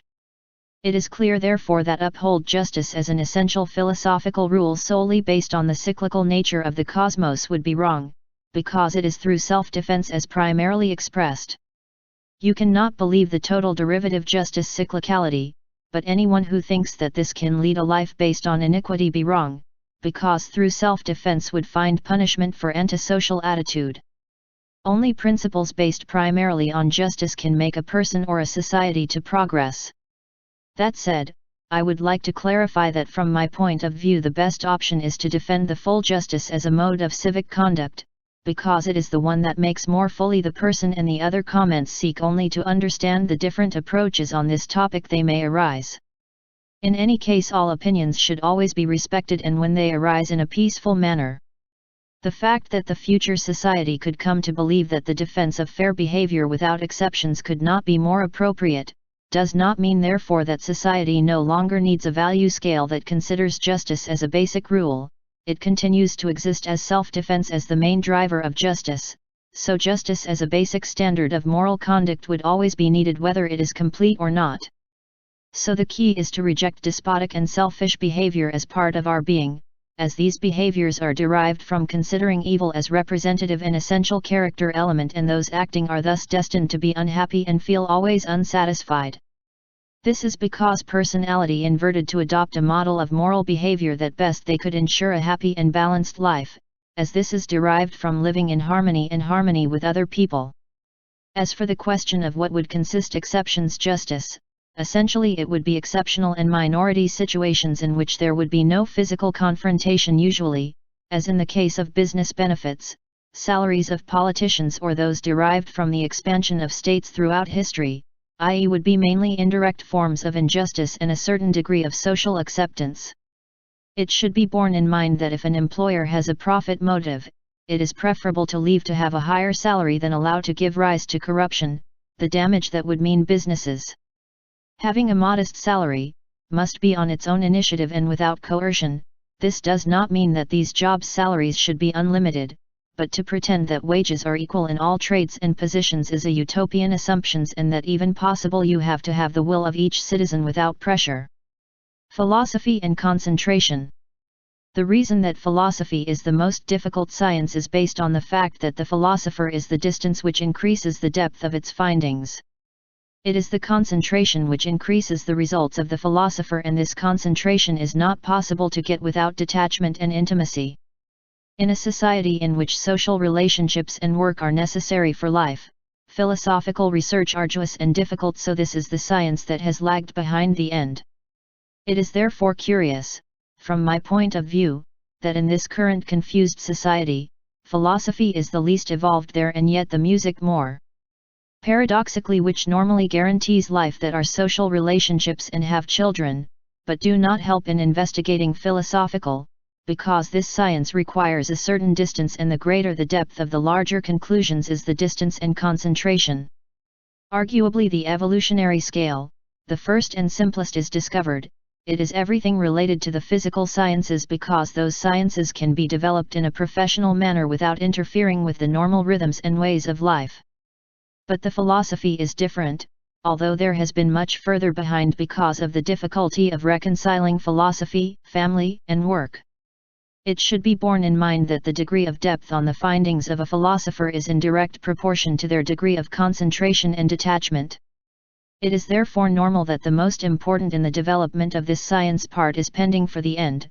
This does not mean that therefore a philosopher cannot have children or social life, but it is clear that the degree of progress is directly related to the degree you can get some privacy. It could be said that philosophy is the art of finding the pleasure of silence through meditation, because meditation constructive as a means of research and progress can be great entertainment, and the main tool of the philosopher is, apart from the books, their own brain and reasoning ability. Moral and genetics. Some think that the origin of criminals and despotic some people's behavior can be found in an exclusively genetic, but this view is, in my fleeting opinion, it leaves education and philosophical and moral ideas as if they had sense or were unnecessary. I think this is a big mistake, since it is folly to think that a developed society can survive without giving its citizens a formation in values since childhood, highlighting the need for civic behavior as a fundamental element in the order of values all evolved society. Not to forget that a healthy child who is not a moral formation, runs a clear risk of straying into evil. Therefore, the genetic component in this case is rather a secondary value and acts primarily resulting in the sufferer more difficult to distinguish between what you can do without reprisals and what not, but always being aware of damage and act against the rights of others. Genetic problems can cause those who suffer a gross view of things and mental obfuscation, but values education from childhood what could alleviate effectively. Dragon defeated by San Miguel. And war was in heaven. Michael and his angels fought against the dragon, and the dragon fought and his angels prevailed not over, and no longer found his place in heaven. And it precipitated the great dragon, that old serpent, called the devil and Satan, the deceiver of the universe. He was thrown to the ground, and with him his angels were thrown. And I heard a loud voice in heaven saying, Now has come the salvation and the power and the kingdom of our God and the power of his Christ, because it was the accuser of our brethren, who accused them before our God day and night. They overcame him under the blood of the Lamb and by the word, which testified, despising their lives to death. Therefore rejoice, O heavens, and ye that dwell in them. But woe to the earth and the sea! Because the devil went down to you, filled with great wrath, knowing that his time is short. Rev 12:7. The struggle of humanity against evil is not unique to our planet, it is a common phenomenon in all the worlds of the universe in its early stages of evolution. Eventually false beliefs, unjustified prejudices and despotic behavior will also be expelled from this world, and the earth will reach a level of stability that will allow you to expand through space in an environment of peace and clarity of ideas inspired by scientific knowledge. Because evil actually lives in ignorance, and those worlds that support life on truth and science leave no room for tyranny and despotism, therefore, this is only possible on worlds like Earth, they have not completed their stage of evolution. Therefore, I believe that evil on Earth has little time left, if we consider it as a consequence of the ignorance of some people who do not understand that life based on ethical behavior and balanced is the key to happiness. Epilogue. River and Tree of Life. And he showed me a river of water of life, clear as crystal, proceeding out of the throne of God and of the Lamb. In their place, and on both sides of the river, the tree of life that gives 12 crops, yielding its fruit every month, and the leaves of the trees used for healing of the nations. There will be no curse. The throne of God and of the Lamb shall be in it, and his servants will serve him and see his face, and his name will be on their foreheads. And there will be no more night, nor they need lamplight or sunlight, because the Lord God will look upon them, and shall reign forever and ever. Rev 22 is a great truth that the Bible should not be taken at face value, and those that do fall into an act of great ingenuity, for the Bible and all the books written can be mistakenly misinterpreted or deliberately modified. Justice is not to follow strictly all laying on a book much to believe in its author. Faith does not have to be in contradiction with reason, and man of the future will be characterized by not accepting anything because if, but only after an objective and impartial analysis free topical or taboos. Some also thought to be of divine origin Bible God would not allow its content be modified, but how do they know that is not what God intended this to happen in order to awaken our intelligence and critical? Only a fool would be able based on religious grounds to give up their ability of criticism and reasoning. That said, we must also say that in my opinion, the Bible is one of the most positive books that have been created in the history of humanity, for his great humanism, for his commitment to human being, and promote coexistence between people. I think this book is a legacy of superior to the inhabitants of this planet as a small favor that make us on the path of evolution beings. I would also like to stress that when I proposed the creation of this book, which seek to provoke in Western society a reaction to this paralysis that afflicts at the present time and give new impetus to the development of philosophy as happened in ancient times in the wake of the Greek culture. What defines this present time back to the Second World War? It is simply folding the pattern marked by the major powers and economic interests of companies being considered humanistic values in second place. Why prejudices have become the norm and what is considered true is false and what is considered false is true.